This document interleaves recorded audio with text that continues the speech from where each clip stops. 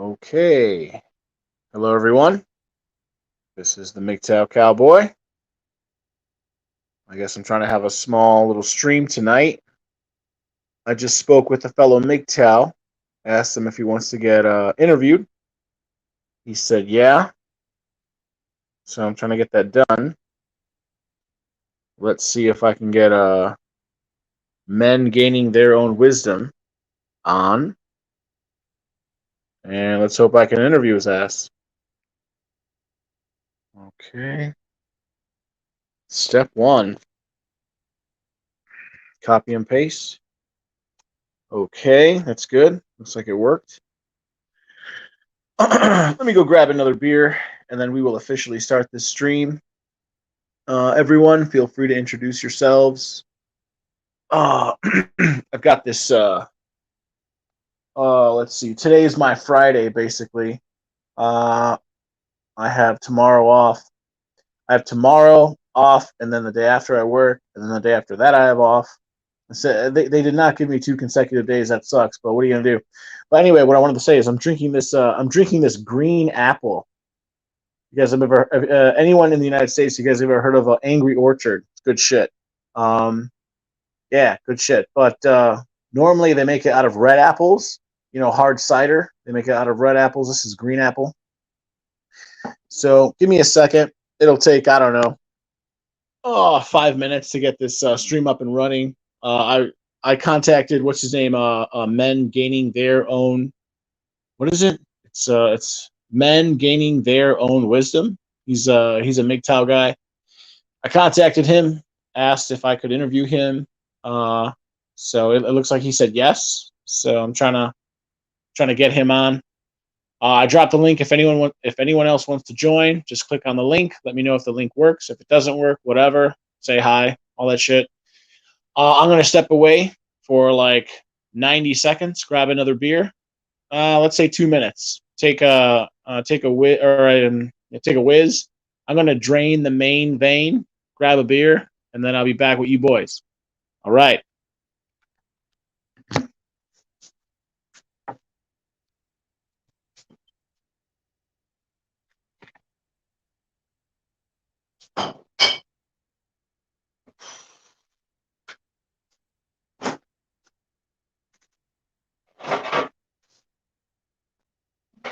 All right. Grab me an Angry Orchard. Oh, where's that abrelatas? Here it is. Open that shit up. Ooh, man, that's a cold cider. Oh, let me set that beer down. It's not beer. It's hard apple cider. Set that down right next to the phone. Let me go drain the main vein, and I'll be back with you boys in just a second.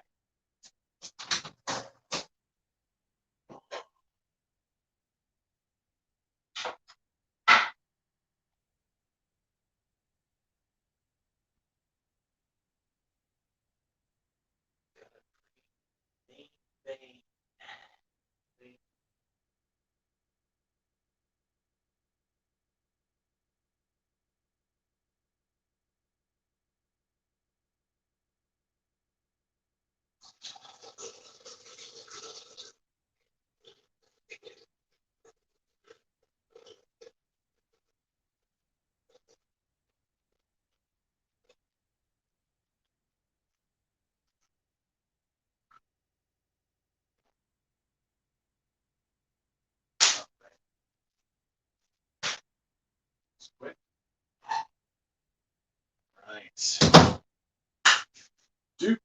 Do. Oh, I love Friday nights. I don't have to work tomorrow. That is such a comforting feeling. Okay, let's see what we got here. Lisa Smith, good morning. MGTOW Cowboy. Hey, what's up, Lisa? Good to see you.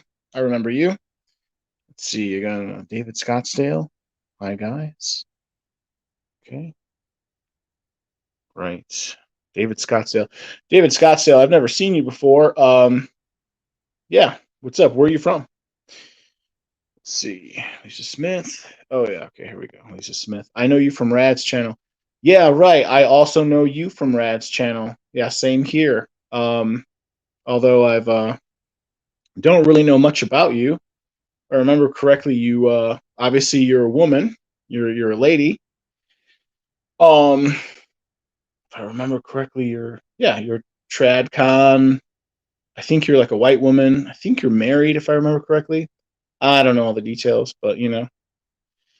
Okay. Oh yeah, right. Gray Walker. Gray Walker. I thought I remember. I thought I think you were one of the gentlemen that I offered to interview today.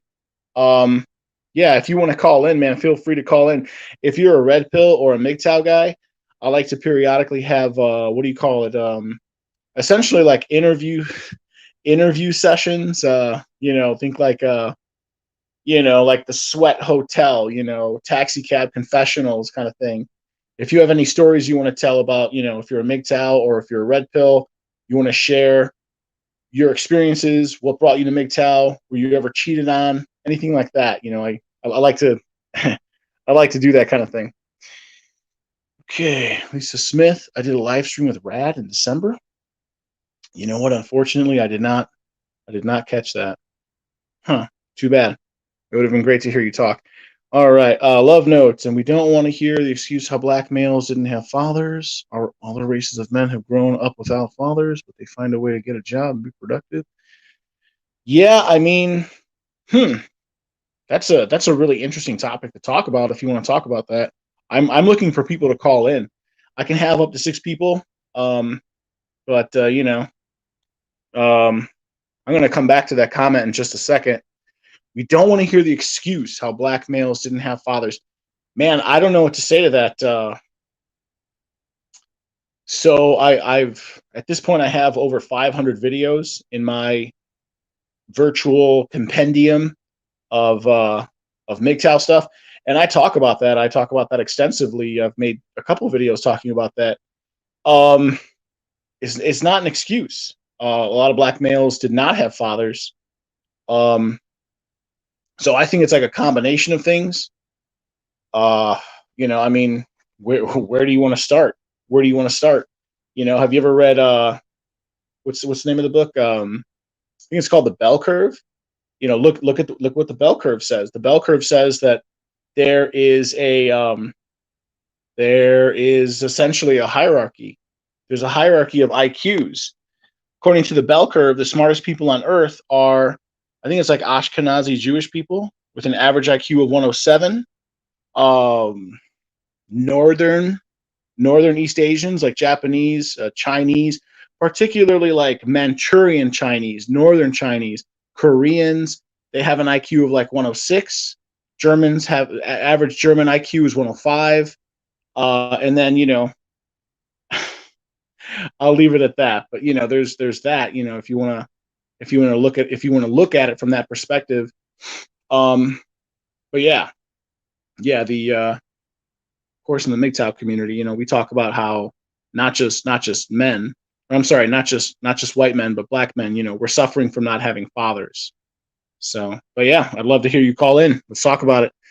Love notes. I've never heard of you, bro. All right, continuing on down the line, we got Riggs Jr. here. Riggs, what's up, man? I remember you, bro. Feel free to call in, man. I'm looking for people to call in.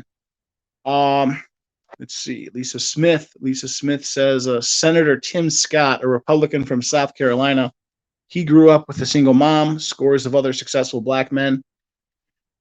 Yeah, okay, so here's what I think. Okay, again, just because what's his name? This gentleman right here, Love Notes. I'm assuming it's a gentleman. Just brought up the idea that we don't want to hear the excuse about how black men didn't have fathers. Here's my idea on that. In a way, he's right. Right? I mean, let me give you an analogy, or let me give you an example. Let's talk about like I don't know. Let's say like gun violence. Gun violence is a good example. Who is to blame when something bad happens, when someone dies, when someone is shot and killed? Who is to blame? Obviously, right? You can easily blame the person who actually took the weapon and shot the other person. Obviously, of course, they're to blame. Some people would go beyond that though, and they would say, well, isn't what about the person? What about the straw purchaser who purchased the gun illegally and transported it over state lines? They're partially responsible.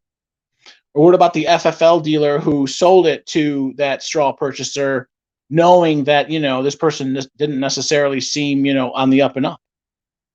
Well, maybe it was the gun manufacturer who sold it to the FFL dealer, knowing that some of these guns are going to be used for crimes anyway. They must be partially responsible. No, wait, I got it. It's the government. It's the government's fault because the government knows that if they allow the populace to own guns, some of those guns are going to find their way into the wrong hands, and then someone's going to get shot, and then so who's at fault? Maybe they're all at fault. If everyone's guilty, then no one's guilty. I don't know. It's one of those conundrums. But I'm sorry. Returning back to the idea, the excuse about I don't know, black men not having black fathers. Yeah, no, I think that's definitely part of it. If I come up to you and you're just like some 22-year-old black kid, and I put a gun on the table and I say, "Here's a gun. You can do whatever you want with it." Well, you could either protect yourself from like a bear attack if you're living in Alaska, or you could use it to rob a liquor store, right? It's another bad analogy, another bad comparison, but whatever. It's the same thing, Yeah, I have this idea that it's a mixture. It's an admixture of like you could say it's the residue of slavery. It's the residue of slavery that's hurting the black man, which I think there's some of that. I think some of it's psychological, where like if you're a young black man, you're just like, damn, my people were slaves, and so I feel bad. Like, we're not the top ethnic group, but it's like also I'm sorry to get back to the father part. Like, I look at like certain guys like Dennis Sperling. He's raising his kids right. Just I don't know. I think it's part of it. Hold on. Okay. I'm sorry. I got Mr. Chris Mitchell. I'm going to add him to the stream immediately. This is like adding a gentleman and a scholar. Let's see if it works. I think it works. I just rebooted my phone. This should work perfectly. Okay. Let's try now. Okay. Yes. Hello. Can you hear me? Can you hear me? No, I can't hear you. Oh, perfect. I can hear you just fine. I totally can't hear anything you just said, Chris Mitchell. Oh, I obviously can't hear you because I'm copying every word you're saying. I know. Yeah. What's up, brother man? I just got home and realized, there hasn't been any streams on today, like at all. I was just about to start one up, and Riggs Jr. linked me yours. I was like, well, hey, here we go. Good enough. That sounds great. Can you please jump in and just quickly, can you add your 2 cents? I mean, I understand you're not like I'm not a young black man from the hood, but I'm sure you're well versed on some of these issues. Do you think that young black men are I'm going to post it right now. There it is. Oh no, wait, I'm sorry. I'll just repost it. There we go. So this guy, Love Notes, he talks, he says, and we don't want to hear the excuse how black males didn't have fathers. Other races of men have grown up without fathers, but they found a way to get a job and be productive. I mean, it's kind of true. It's kind of true. It's kind of not. What's your opinion on all that? I mean, that is true. He's not wrong. And like, okay, you're right. I'm not black. I don't know. I got some black friends that live in the States, and they come up in weird lives, and I don't understand it. But you know what? I still like them for who they are. So, I mean, what do you want me to say on that note? As far as I'm concerned, when you run the numbers, most black kids grew up with just a mom, right? Right? The numbers don't lie. Yeah, no, absolutely. Okay. I was just watching a video by have you ever heard of what's his name? GB, is it GBS Ebor? Have you heard of him? Hmm, I don't No. know. No, Uh-uh. he's more of a SYSBM. He was a black MGTOW, but then I think he gave up he gave up the title of MGTOW, and then now he's I forget what he calls himself now, but like he's mostly like in the black manosphere. Mhm. He just had a video. He was talking about the what was it, the Renner report? I can't remember. He was talking about a number of reports that came out like in the 60s and 70s, and it was talking about how even the government at that time, they openly came out in their white papers saying that they realized that the black community has become essentially matriarchal, Yes. and that yeah, Yes. and I think that's Yeah. Absolutely. And to be honest with you, I've met quite a few black fathers and I've met quite a few black mothers. The fathers weren't the problem. It was the mothers. Just like what I we went agree. over on Good Mother's stream there the other night, with that crazy woman who talked about fucking her kids being her like hitmen and shit like that. Yes, Yes. that right there. That's your problem. Right fucking there. And when these kids grow up, the mothers don't give a fuck. They figure that they're hands off now. They've done their part. They've raised them to the point where they're fucking adults and now they're fucked. And that's on them. That's not on Well, me. if the son becomes like a professional soccer player, or if the son becomes like a professional football player or basketball player, baseball player, what have you, well, then she's there. She's right behind him, and she's there to Oh, take oh any and yeah. all credit. Oh yeah. They'll take I, you all know, good credit, but they'll take no I responsibility. was the best mother, and I was baking cookies on Sundays, and but then if he Such gets shot or he gets incarcerated, then it's I don't know what happened, and I no, need help. It's not my they fault. they know exactly what happened, and I've got to be honest with you. I've watched a lot of Kevin Samuels, you Yeah. know, before he started shilling for fucking Cardi B. Um, and those the typical woman that would call in, and I know he focuses mostly on race, but a lot of it kind of just goes over. It doesn't matter what race you are. We all have the same fucking problems. Those typical women were exactly what I fucking viewed. This isn't a stereotype that we took out of Hollywood. This is it. This is how they Mhm. are. And So they're it's like Cardi B or Nicki Minaj is the yeah, yeah, whatever her name the is. weather vane for an entire Well, generation. not no, I'm not saying it's Cardi B. Like I'm talking about the other women that he had on. These other black women that he had on there. Um, they were essentially like the typical what you see from fucking Hollywood. You know what I mean? What Okay. you the worst kind of fucking, gutter trash mothers. That's Ah. some of Yeah. those Yeah. have called into his show, and like that's fucking exact, man. That is exact. Like it's not a stereotype, it's a fact. That's how they behave. You know what I Yeah. mean? Yeah. And I thank God every day. I was raised by my father, not by my mother. well, but at the same time, after we had that conversation with Good Mother there, and we learned about her son's dad's background, right? That gets Hmm. passed on. So when he went out, he was raised by what was it? What did she said? A white Mormon family, very Yeah. Right. The whole proper. thing was very interesting. She had Yeah, stipulated. She had said that okay, so she's white, or she looks white. I'm assuming she's white. yeah. And No, then she said she's white, dude. yeah. Or I mean, sounds a Mormon family. Mormon, I think of like, um, white, mostly white. And then she got with some guy. I'm sorry, was he half black or just black? What was it? Do you remember? Oh, okay. Are you Sorry, there? I had to fix my mic stand. Okay. Yeah, I'm sorry. Again, remember a couple days ago we were Yeah, talking with a good mother. She yeah. was saying she was it married, or she was dating or married to a black man, or he was half black. What was the story? I can't remember if he's half black or he's all black, and he was adopted by a white Mormon family. But Right. he And was she raised very proper. Right, and then she was talking about how he started to identify with what he would think of as like thug culture, at least Yeah. according to her words, thug culture. Hang on a Yeah, sec here, yeah, cowboy. Give me just like 2 seconds to yeah, bro. fuck with this thing.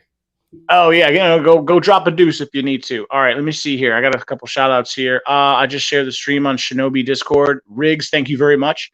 Again, I'm looking for at least 2, 3 other people. I can have up to 6. Please feel free to join. Gray Walker, one of the biggest influences on IQ is pre and neonatal environment. Yeah. Okay. Um, So yeah, yeah, what were we talking about? that's a big one, Gray Walker. Oh, I'm sorry. Go ahead, Chris Mitchell. So no, are we saying good mother's half breed? No, she's not half breed. Her son's father, I believe she said was half black, but he was adopted by a white Mormon family, very Oh, right. Christian, Okay.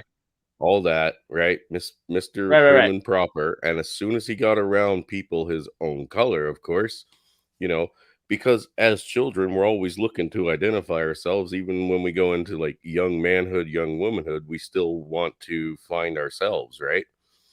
Okay. And once he got around people and they were like, "Oh, well, you're acting like a what do they call him, Uncle Tom or something like that." I have no idea what the fuck that even means yet, but whatever. Well, remember, there's a book. That's that Tom the Sawyer. Uncle Tom is based on a book. But Oh, yeah. Uncle Tom. I never even read the book. I'm totally. I must admit ignorance. It's yeah. Well, uh me the too. book. Because, Yeah. but anyway, yeah, he got around people that looked like him, but behaved very differently. They told him, essentially, you're acting like one of those people, right? You need to come into our culture, kind of deal. And I can see how that was very, very influencing. You know, it's like when we first go out and meet our own friends and stuff from other towns or cities, things like that, right? You kind of follow trend with them. Okay. Where you might have been like a prim and proper good student, blah blah blah blah blah. Once you started hanging out with this, worse crowd, I guess, you started to adopt their fucking behaviors, right? Right. Okay, so we're getting back to this sort of classic argument. It's called nature versus nurture in the world of psychology. In fact, right Essentially. now, I want to break into this comment. Someone by the name of Love Notes writes, "Your guest was crying about black males being homeless, and then came up with the excuse of them being incarcerated. Well, have it ever occurred to them?" He means to say, has it ever occurred to them that they shouldn't commit crime? Yes, Yeah. most likely it has. But like I said, they fall into that group, right? I mean, the stereotype is a stereotype for a reason. It's there for Okay, a right. So reason. I agree with you. There's a kernel of truth in Yeah. stereotypes. I agree But with that. like, hey, like I said, we're using good mother's ex-boyfriend or husband, whatever he was, as an example here, right?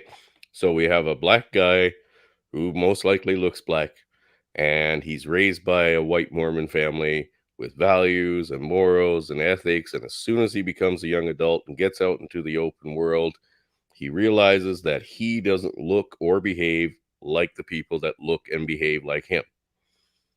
Okay. The As we stated before, it's been going on and it's been like fucking horrible for how many dads are not involved in their children's lives in the black community, right? That's no fucking joke. That's been going on for a long time and the numbers have gotten worse. But they're all fucking queens. They're all queens. Yeah, I know. I guess So, I agree with you. I agree. All that aside, yes, it starts getting back to that, right, doesn't it? I'm telling you. right. That was it. The Renner report. I I'm have no sorry, I idea. can't. There was a number of report. Okay, it was a couple of major reports. Basically, these white papers that are put out by the government. These think tanks come together and they research, what was it, like the top 20 urban centers in America, and they're specifically looking at the black community in, but not necessarily in the country, in the biggest cities, and Hmm. they're looking for patterns, like pattern recognition, and Yeah. they're all finding the same things. They're talking about, like, yeah, you got these women. the government's coming in, they're offering them money, then they kick out the men. Next Yeah. thing you know, the boys become unruly. Well, Yep. there's a And the money. quick transition between 14 and 16, or let's say 14 and 18, and Yeah. um, I mean, that so happens in the, the the the blink of boy a becomes a fucking man eye. quickly. I'm sorry. That happens in the blink of an eye. You know, one minute Well, you're playing with GI Joes with your buddy, and the next minute you're trying to wonder, why am I growing facial hair and how do I get rid of it and stuff like that. But at the same time, you know, they have these women with shitty attitudes that are generally the standard only role model in their lives, right? They're having children with men from all over the fucking place, right?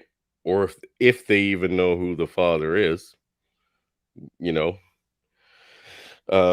And really they're just teaching them not to take any fucking responsibility whatsoever because she's a queen and she can do no wrong. That means you're a king and you can do no wrong. Or you're a prince in her case, right? But at the same okay, time, when they grow up, they've learned nothing. At best, their mother was, at least a working mother, right? okay. And We are to presume, right? yeah, and I mean, most likely, as a working single parent, she wasn't, home a lot, and she didn't actually take much part in a young man's fucking, development once he became, say between that ages of 14 to 18, right? She didn't mold any of that. Mostly that was molded by the people he knew around him, which is just a shame that they I just, agree. I agree. I would go so far as to say also, I think it gets to it's not just that. It's this is when media starts coming in. This is when peer pressure starts coming in. of After about course, 12 or 14, I've read that children actually start relating more to their peers than they do yeah, their parents. yeah. Well, I mean, I've got a nephew who I think is now 22. He had a shit mother who was a whore. She That sounds like my mother. Yeah, his dad was a useless former drug dealer slash pimp or some shit, who knows, right? Wow. Okay, that does Never not sound like my dad. never gave a fuck about anybody else in his life, right? Um, Now he knows his father, he's been around his father and stuff like that, but very little. He's been essentially passed around throughout his whole life. He was passed around to everyone in the family because she Yeah, needed to go have a good time and fucking meet up with the other guys, right? Like I said, there's a that is whore in so her. sad. That is so And sad. this kid, when he was 16, got busted for fucking trafficking firearms. Yes. Right, right. Now Yeah. he last year he was brought up on murder charges. And this is Whoa. the first time I've seen a picture of him in probably 6 or 7 years, was this fucking Yeah. mugshot. Whoa. That's Dude, tattooed on the face, got to talking to him, he talks like he's a fucking gangster, and he's, like, tattooed all over. yeah. He's got no grounding whatsoever, you know what I mean? Like, there's Yeah, no. no, that young man sounds completely lost. Yeah, and if we tried to step in and say anything, I mean, the last time I had him, he was 6. Right? So he No, was just a it's too tot. far gone. But if we tried to say anything about fucking her behavior and, the fact that her kid needs her, right? Or to his dad, he'd tell you to just fuck right off, and she would threaten to take him away so you'd never see him again, Sure, sure, right? right. I guess you and I both recognize the pattern. Yeah. It's truly sad.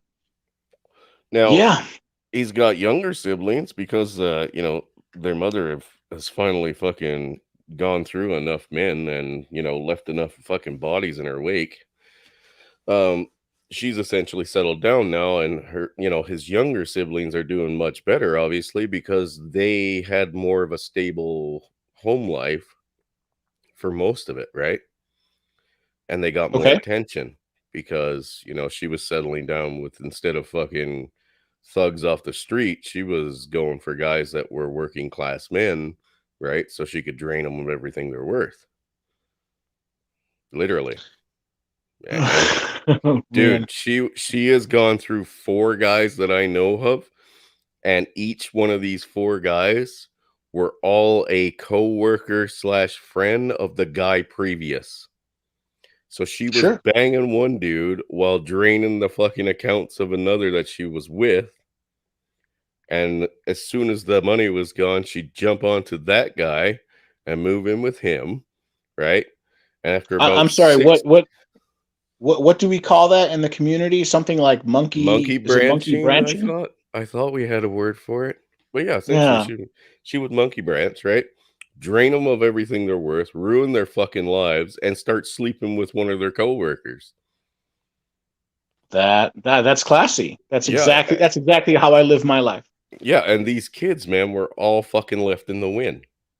Like she has 3 Yes. kids for 3 different guys, and only one dad is responsible out of the other 2.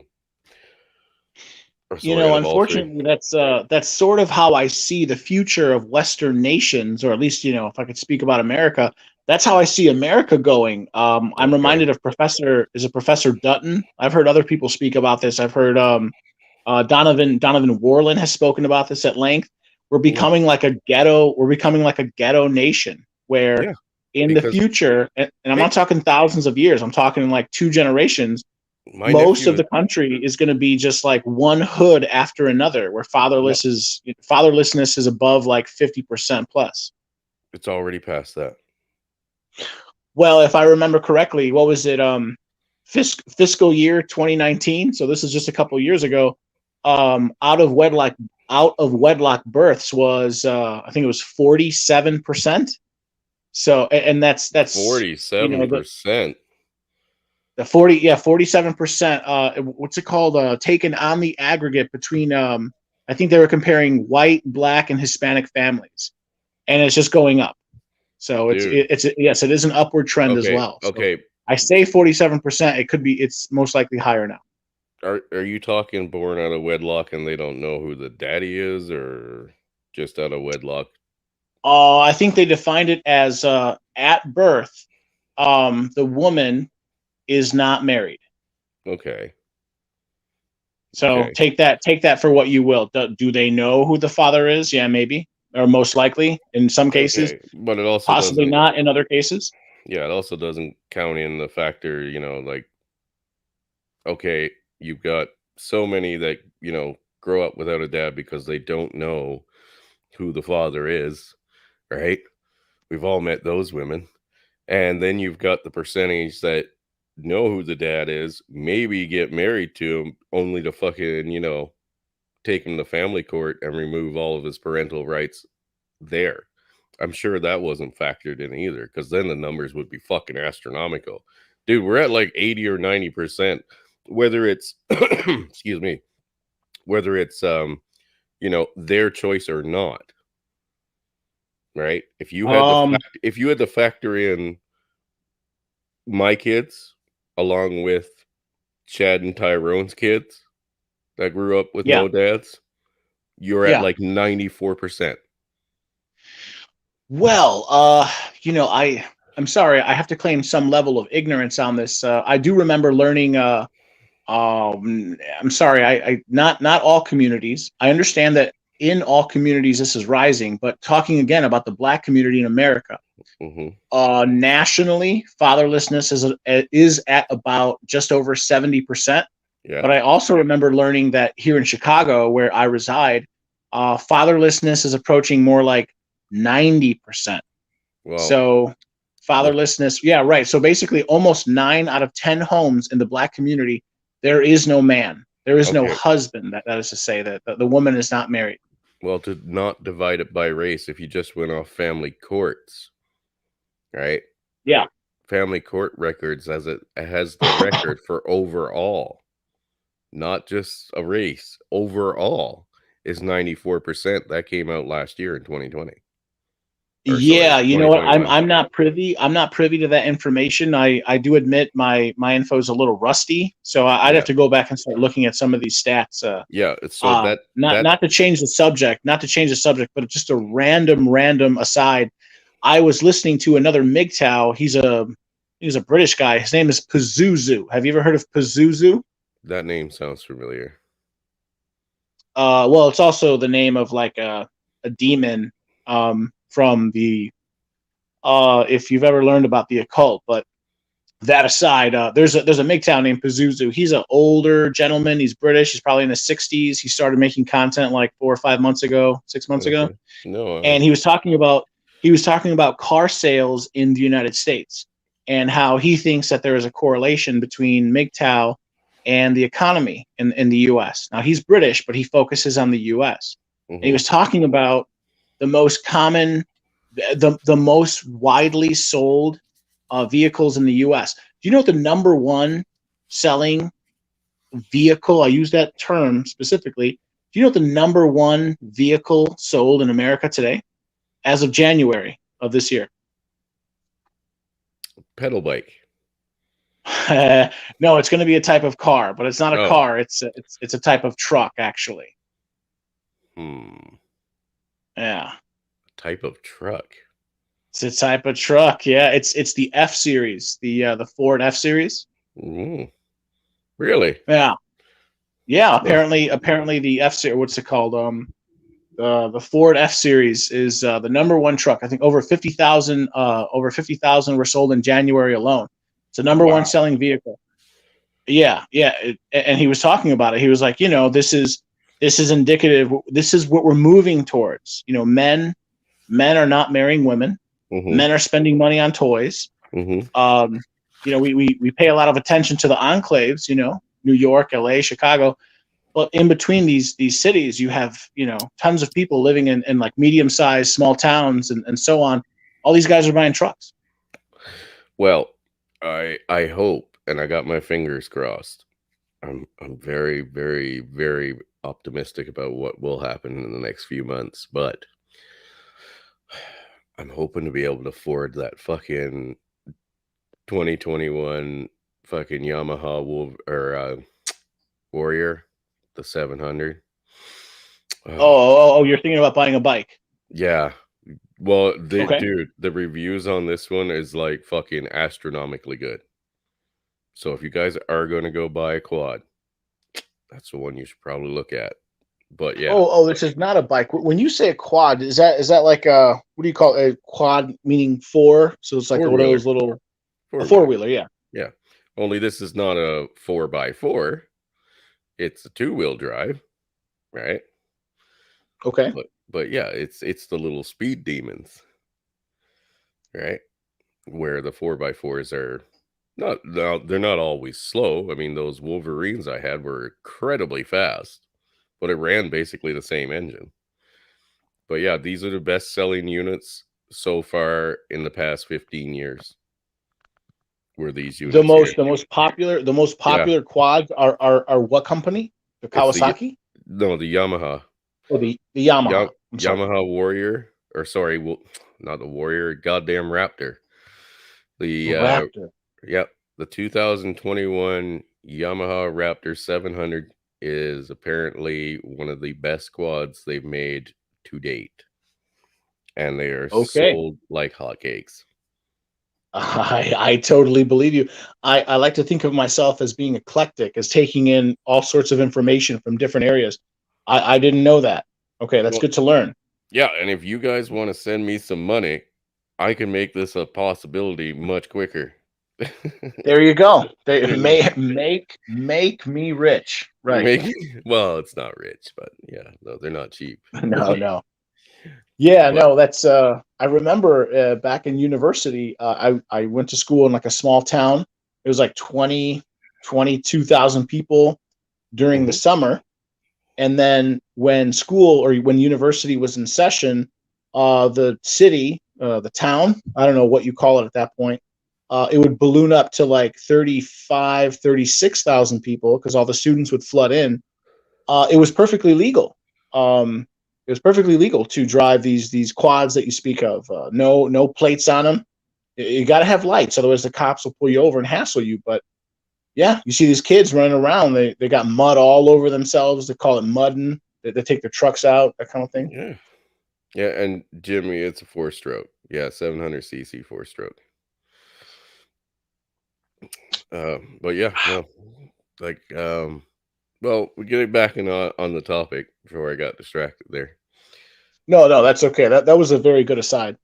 Um, what I was telling you about my sister, right? We're on small towns where you're saying like these people mostly live in like ghettos and stuff. I came from a very small town on a very small island. Okay. And all that was around me was small towns. But the influence from my sister's fucking, you know, peers and school chums and stuff like that, they took their influence from what they saw on basically like the MTV of the time, right? Because I'm quite old. That was the Okay, thing, right? And that influence leaked in to our community. So the ghetto goes everywhere. You know what I mean? that's so Like, terrible. yeah, it doesn't matter what town you're in. You can be in fucking central Detroit or you can be in butt fuck nowhere Newfoundland and it'll be the same You could goddamn be result. you can be in Buck Tussle. Yeah. Yeah, you can be anywhere and that same influence is everywhere. So the ghetto is everywhere, right? And because they're young and impressionable and they have no one to fucking straighten them out when they step out of line, right? This is the result. Terrible. Terrible. So I have to say, as strict as my father was, my father was a Marine Corps, 11 years in the Marine Corps. He was a Chicago police officer for over 3 decades. He became a cop again. He's a federal cop. He's a federal cop now. You know, oh, he was, a place for everything and everything in its place. yeah. And at the, when I was younger, I thought, man, this guy, he's always riding my ass. He's hard. He's real stringent, real difficult. I don't know. I think it helped me avoid all that. Well, I mean, there's such thing as too strict too, right? Right, I right, mean, right. I See, mean, that's yeah. I you agree. I got to think my find a father was too balance. strict. Yeah, I mean, dads love their kids. I don't care how hard your father is. I'm sure if something happened to you, you'd be fucking devastated, right? I'm sure of it. I'm a dad. I love my kids. Yeah, I might be a bit stricter than their mom, but that doesn't mean I wouldn't fucking, let certain things slide or cuddle them if they fucking got hurt. That's just not how that works. But there's a balance that you have to maintain. And Sure, generally, when you have I can speak from personal experience, when you have a mother that is literally there to upset the calm and bring chaos to the balance, you are fucked. There is nothing you can do with that. You have to cut her out completely. She is basically a poison pill for the whole fucking unit because when it, you say the unit, you're signifying the family, right? yeah, the family unit. Yeah, yeah, yeah. See, I've thought about this at length. I'm sorry to sound so extreme, but I've come to agree with TFM or Turd Flinging Monkey. I think the only real uh, you know terminal solution ultimately is to take away, not necessarily all, but to take away some of women's rights, and that is to say to restore the man to a dominant position legally within the family. Yes, Yes, women will still yes, bitch, but yes. what Oh what yeah. ends up what ends up happening at the end of the day, it's who ends up having the authority. And for Well, some reason, well, go ahead. you're not wrong. That's absolutely right. Now, whether it's not essentially taking away their civil liberties. That's not what he's talking about. But to Well, make there's a difference. There's a difference between human rights, civil rights. There's there's different type of rights. yes, Look at but I America. mean, Look at the Civil War. 300,000 men in the North died. mhm, 300,000 men in the South died. Over 600,000 American men died in the Civil War.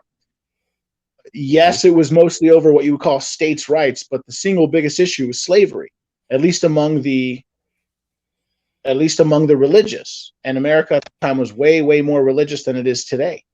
The Yeah, truth, but the, I'm the truth is, in the South, white men had the power to own black men, and we had to fight this huge war, and all these people had to die to Mhm. take that right away from white men. If we can take rights away from white men, I don't understand why it's not politically feasible, why it's not on the table that we can't take rights away from white women. It shouldn't be. But at the same time, we're not talking about rights. We're talking about behaviors. We've when it wasn't that long ago that men used to be the primary custody holder of children in almost every family separation. Sure, When that's true as well. when that changed, everything went to shit. This is only like 55 years ago, 60 years ago, because men were mostly the providers, right? Not that women didn't provide too, but men were mostly the providers. So they were the ones who got custody of the children. They were the ones who helped keep the children on a path, you know? We pushed our sons to strive to be better, whether it was a better gentleman or better, student or a better tradesman. We we got custody of our kids mostly. Now, we didn't cut out women. Women weren't completely cut out of the children's lives. No parent was cut out of the children's lives. That's a very freaking new thing. Okay. And now that we've done that and we've given all the power to mom, now she's a queen, right? I'm Everything, telling you, every, everything's gone to shit. Absolute shit. yeah. What do most teens fucking think they're gonna grow up to be right now? Gangsters, Some sort of, rappers, drug I was dealers, gonna say some sort of con men. rapper, some sort of Yeah, musician, some sort of ballers. entertainer. Yeah, Ballers. ballers. I'm gonna be a mid-level baller. I'm not gonna be balling out of control. I'll keep it under control. Yeah, but that's it. They don't follow in their father's footsteps. Most of them don't know who the fuck their father is. And Yeah. and the ones that do, a good majority of them are actually not looking at their biological father, right? What was it? 30% 10 years ago? 20 years ago, whenever it was that they last did that report, it was so fucking bad that they never updated it again. Yeah, Because no. Anyone can look at what's the Renner report. There's a number of reports. One of them has a real Irish name. It doesn't matter. I'm sorry, I can't recall it. It's embarrassing. But yeah, it's really very simple. What we've noticed is a total inversion, a total Mhm. switch, a total 180-degree reversal Yeah. in the past. And I'm not talking about like 1,000 years ago, not even No, 100 years ago, we're not talking 50 fucking years 100 ago. years ago. We're Yeah, talking yeah, yeah, two to three generations ago, yeah, the vast majority of people were married by the time they were 25, even mhm, younger. and if you Um, if you got divorced, it but wasn't a big deal. I mean, a lot of people looked down on it, they were like, "Oh, well, now they're divorced." But there was never a separation of fathers and children or mothers and children. That wasn't part of what divorce was. That's mm, a more recent development. And if they did have to say, well, this parent is, possibly unstable or, maybe going through some issues or wants to leave the country, they didn't generally agree with what mothers wanted, right? okay. They generally went with, well, the father is the provider. The father has, the income to take care of the child and provide for him. The father will have the kids. But nobody Yeah. was denied access. The denial of access to your children is fucking new. Just like Mm. women getting sole custody or, custody and physical placement is new. It's Well, only getting that's interesting. I actually disagree with you. I respectfully disagree with you depending on how far back you go. For Hmm. example, maybe not hundreds, but thousands of years ago. Like for example, over 2,000 years ago, in the Roman times, the ancient Roman times, it was actually like that. There could be total exclusion. For example, men and women would get married back then as well. There was the institution. Men um, by law, a man could murder his wife. Yeah, you could put Uh, aside your wife even then, but like I said, that you're going that far back, it was very frowned upon. It was so frowned upon sure, that a sure, it was frowned king, upon. Okay, okay, yeah, but a my king my made his own emphasis religion. my emphasis is on the law. By Right. law, you could actually murder your own wife. Well, By I law, mean, I'm telling you, look it up. Look it up. uh, By law, a man could kill his wife if he decided that there was a need for it. Yes, it was frowned upon, especially if she really didn't do anything. yeah, Um, by I mean, law, the children legally were considered property of the father. yeah, Okay, and then today it's total opposite. Right now, basically what MGTOW men, what we complain about constantly is men don't have any reproductive rights. Period. You get a woman pregnant, you're not, you are totally at her mercy. yeah. At best, you will become a wage slave. That's the Well, best you can hope for. well, I mean, if she's exceedingly reasonable, she'll work with you, and What? Why you would guys she be won't. reasonable? Why would she be reasonable? Why women are incentivized to not be reasonable, aren't they? They are. Give me And it's give me like 30 encouraged. seconds. Give me 60 seconds. I need to I'm gonna grab I think my last brew, and then I'm gonna take a whiz. Hmm. Let me just let you expound upon what you were saying. Go ahead, bro. What was I saying? Which You part? were talking bad about Oprah Winfrey. Oh, God, I hate that woman. Fat, rich bitch. Fact, fact that she's black has nothing to do with it. I don't see race that way, but whatever. I'm sure we'll be shut down because I said You that. you could talk more about how you live with a woman. Oh, oh yeah, I'm not MGTOW. Who was it that called me out of that? Was it you or Posca? Yeah. So I, I've had my MGTOW. I made a short out of that long live stream. I made like a six. Excuse me. I made like a 6 minute short where Yeah, you commented. yeah, I saw it. I saw it. Yep.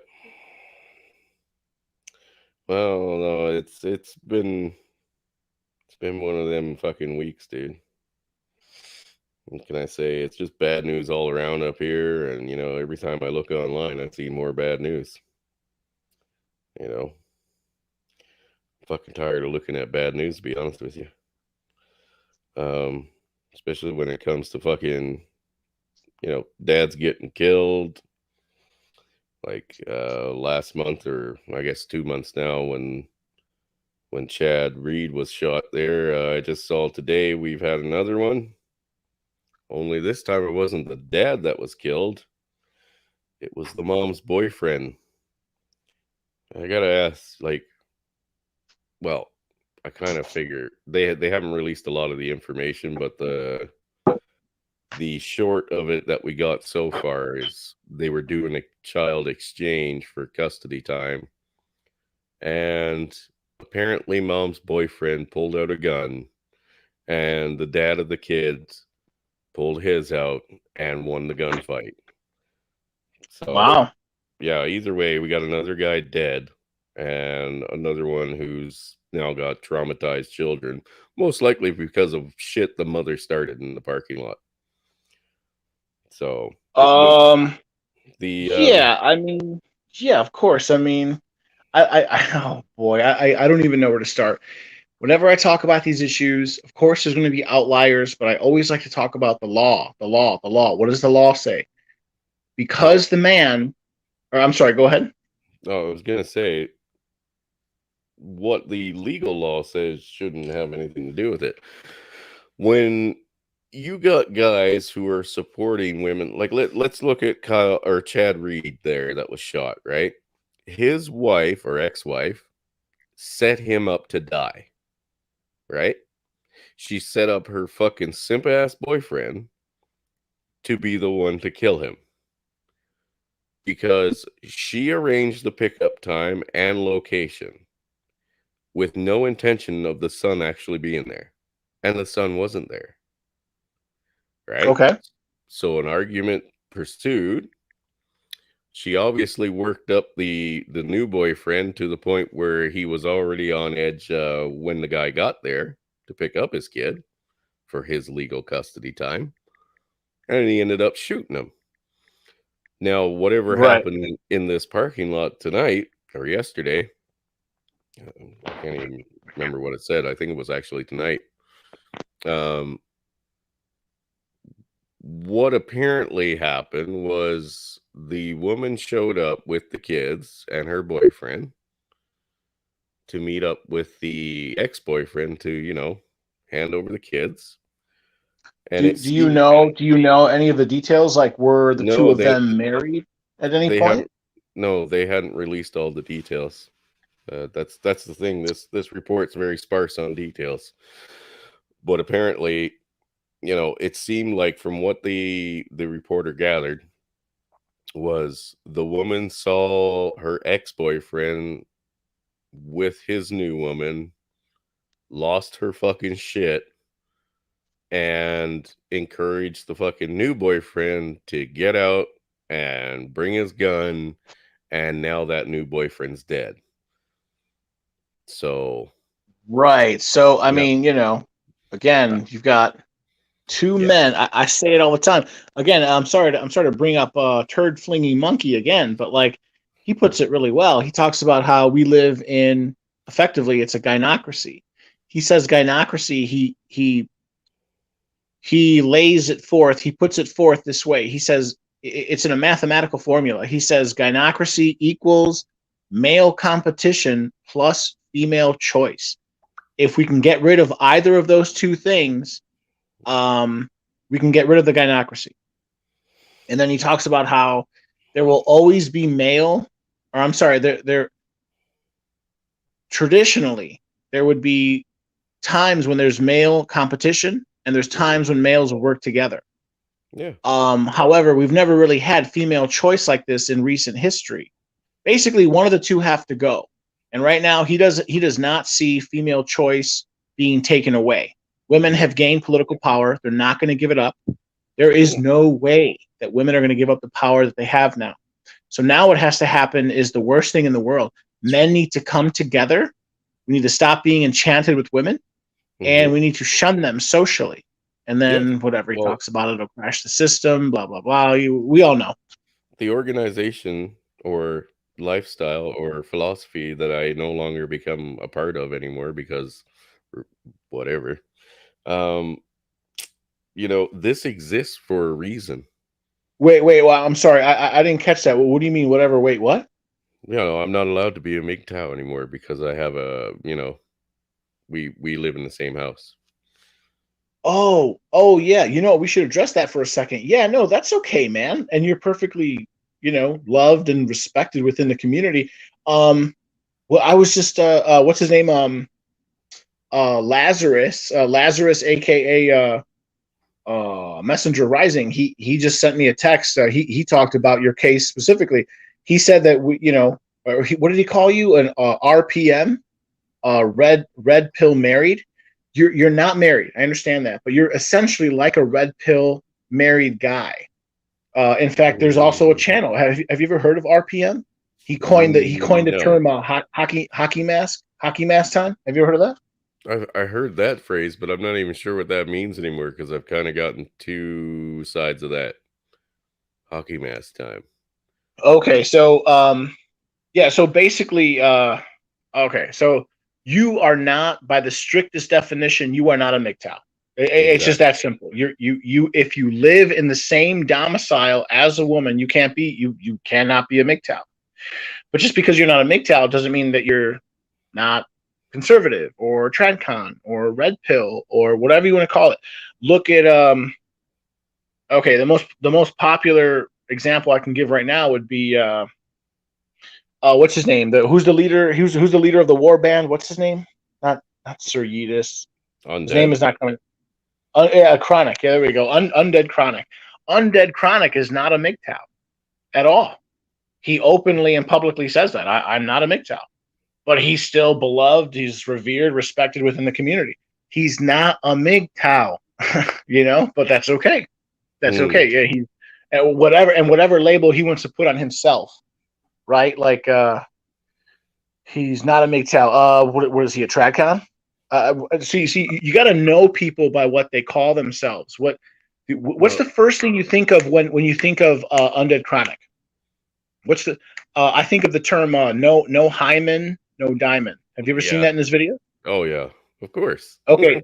All right, of course, because he always posts it. He tells you who he is, just like Yeah. I tell you who I Well, I am. mean, Right? he's not a PUA, but he's not No, he's among, not. you know, But he says, he claims he gets girls, right? He gets girls, yeah, which is not that's fine. necessary. But I get girls too. So Yeah. what is he? Is he anarcho-capitalist? Is he a tradcon? Is he right of center? Is he small government? Is he libertarian? What is he? What would you call him? I have I just call him MGTOW. I just call you Chris Mitchell. No, you can just call me that. I still like as MGTOW, so fuck. Chris, are you drunk? Okay. No, I don't Yeah. So drink. anyway, what that? I'm sorry. I don't drink.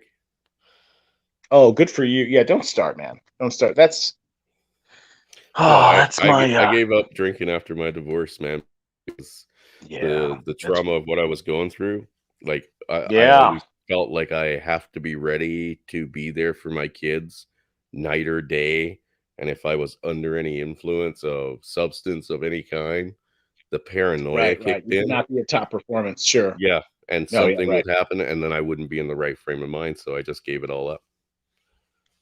Well, that's Like I very responsible.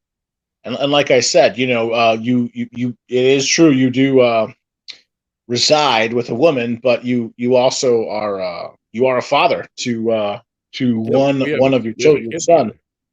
We have a Right. kid No, together. I after that conversation, I remember vividly. Yeah, I was raised by my father, and I can tell you honestly. I mean, I remember being 11 years old. I remember being 12 and still cuddling with my father. Mm, My father worked so much. My father, he would average probably 60 hours a week. My yeah. father has always had at least like 15 jobs. Seriously, no joke. He would always have like at least two jobs. He typically had three jobs. The Yeah. man would practically work in his sleep.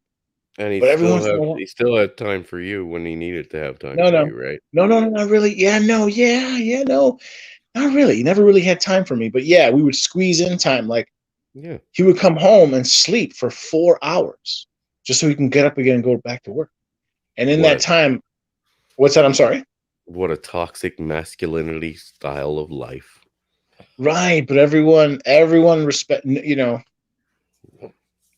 All the men respected him. All the women try to get money from him. It was Mhm. terrible. It's like, everyone's pulling at him from a different direction. But yeah, I would go and just lay with him in bed. Yeah. He couldn't even get up and go to the park with me or anything. He's just like, oh, just here, lay down, just talk with me, bro, or just talk with me, son. And we would talk. Yeah.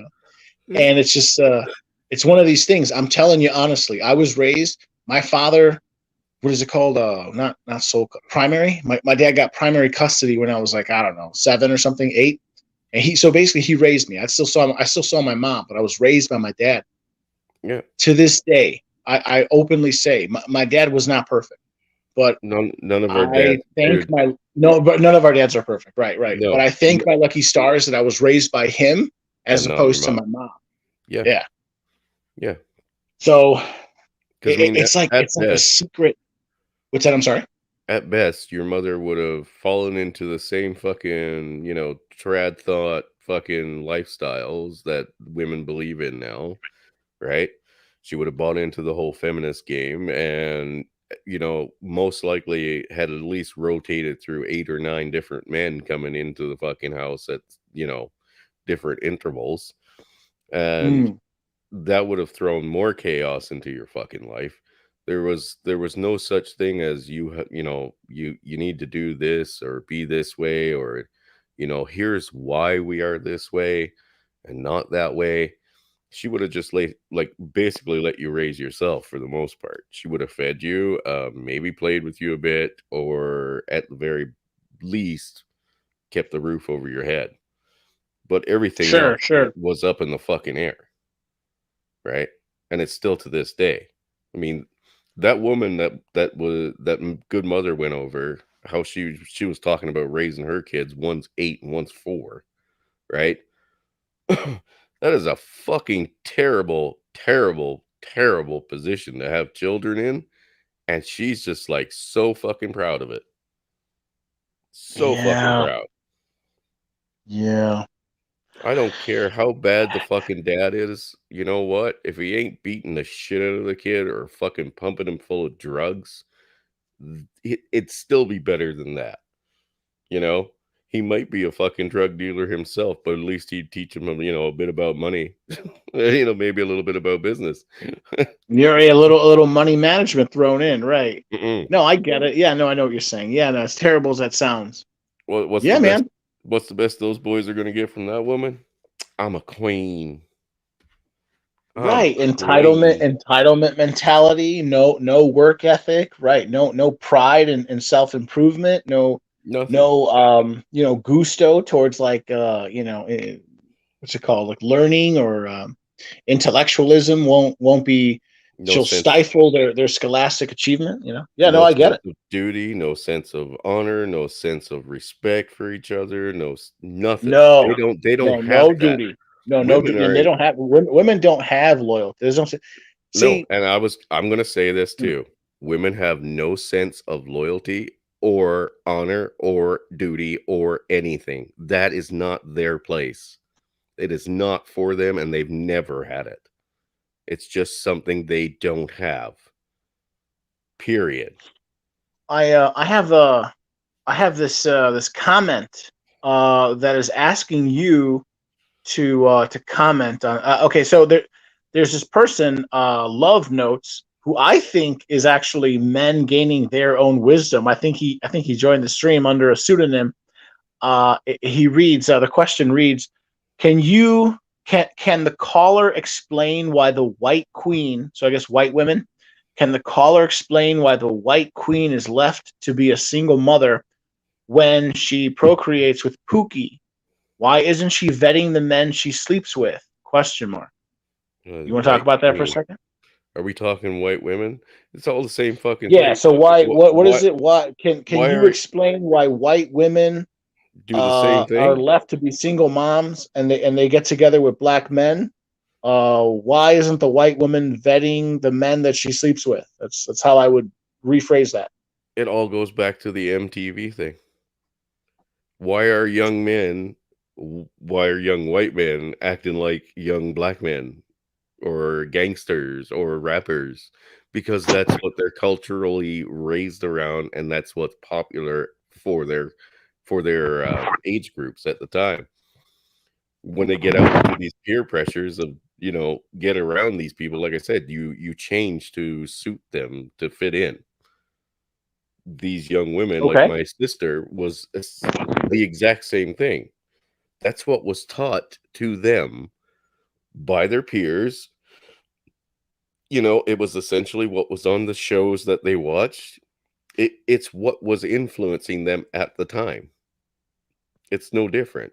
The same thing goes for men and women, or boys and girls. Um, Okay. the boys want to be gangster rappers and ballers, and the girls want to be fucking, ass shaking queens. There you go. Holla, holla! If you want dollars, it's murder. Hey, big head. Okay. Okay. I gotta Let's think. see. Shinobi Wan says the female energy is destructive when make energy is creation. Watch now as the and then his next comments reads feminine destroy the world. Yeah, okay. So I remember listening to. Do you remember Paul Elam? Remember Paul Oh yeah, Elam of AVFM? yeah, of course. Yeah, yeah. He. I remember him making similar comments. I remember him saying. He said something like, just to come out and say it. I think that there's some. He said something like, I can't remember verbatim, but to paraphrase, he said something like, there is something inherently destructive in the female nature, in the nature of the female, Yeah. yada yada yada yada, and continued Well, on. And I remember listening to that, and it really struck me. I uh, internalized it very well. I remember Howard Dare, one of his great quotes that I remember, it hit me like a sack of bricks. He said, and this I do remember almost verbatim. He said, "Men make their way in this world by working hard. mm-hmm, Women make their way in this world by deceiving people." Unquote. mm-hmm. And it's just another one of those, like, those life lessons where it's like, Well, we are the builders. That's that's where it ends. yeah, We are the ones that men build. men are the producer. Men are the producers. Women We are build. the consumers. Yes. And we build everything from what we're standing on or living under to the relationships between me and you to our connections in our working lives. We build those things. They don't. Yeah, but They do they not could build that. build these things, or are you saying they don't want to, or that they're too lazy, or I mean, what? Why? It's Why do not men expected. mostly build? It's not expected of them. Just like I said, they have no sense of honor or duty or loyalty. It's because that's not expected of them. It's not in their nature to do that. Yeah, yeah. Sometimes in my more introspective moments, I fear that, most of this. I don't want to say all. I don't want to say all. I think that there's an interplay between nature and nurture. I think that our nature dictates a lot more than we want to admit. I think that Yes. women know, no matter what, they Mhm. have their pussies to Yes. fall back on. J It doesn't matter who. What's the that? t there's no difference right now between a sacking of a city 2,000 years ago and what they Right. used to do with women and children then, after That's they what I was killed going to off say. all the men, and That's what I was going today's to say. business world. That's They what I was look going to at say. Yeah, they The look the at us army as comes exactly the in, same way. The new the conqueror. military comes in.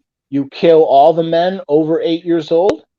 Yep, All the boys younger than that, you indoctrinate them into the new system. yep, you They enslave them. take to it well. Yep, Maybe 2-4% of them don't, and you just get rid of, you weed them out anyway, and the women all fall in line. yeah. Just boom. Why do you So think nothing has well, changed. So nothing has Guru changed. Garuda Ghost made a comment there on one of the other guys' shows, I guess last night. You know, they used to tar and feather the women that, had relations with the German men when they were occupying the country, right? No, no, no. They would shave their head bald. The Yeah, men they would yes. kill. The women they would shave their head bald, so that when Yeah, the women were forced to walk in public, yeah, they would be seen for what they are, and that's collaborators. or they were expelled from the fucking community, right? That whole fucking process. Now, that's just unbridled. There is no consequence now for sleeping with the enemy, right? Okay. And we're not doing it because they conquered it. It's just they're a little bit better off than the last guy. That's it. There's no loyalty to the person. You get married to a woman today, you are not looking at your loyal partner. You're looking at somebody that will trade you in when she thinks she can find a better deal. And this whole marriage thing is Yeah. you marrying the government. Yeah. That's No, it. well, yeah, okay. We knew that, but that last part, the first thing you said, I think is excited. It stimulated my mind more than. Yeah. No. What did you say just before that? Like, you think you're marrying her and that's it. No, Yeah. the second she finds the next party, that's that she can That's monkey better. wrench to get rid of you, Yeah. jettison your ass. And She's out. She makes off with your shit. She's gone. she might have a kid for you just as a way of, making sure that it's secure. That if she wants to leave, and then like, even in the family courts, they have a certain time frame from where you have to pay alimony, right? I think in the States it's like 5 years or 10 years before you actually have to pay her alimony for the rest of her fucking life. Oh, I can't remember. I remember in the state of California, this is already old, 4 or 5 years old. It was back Okay. in 2015, 2016. I can't remember. 20, I think it was 2015 or 2016.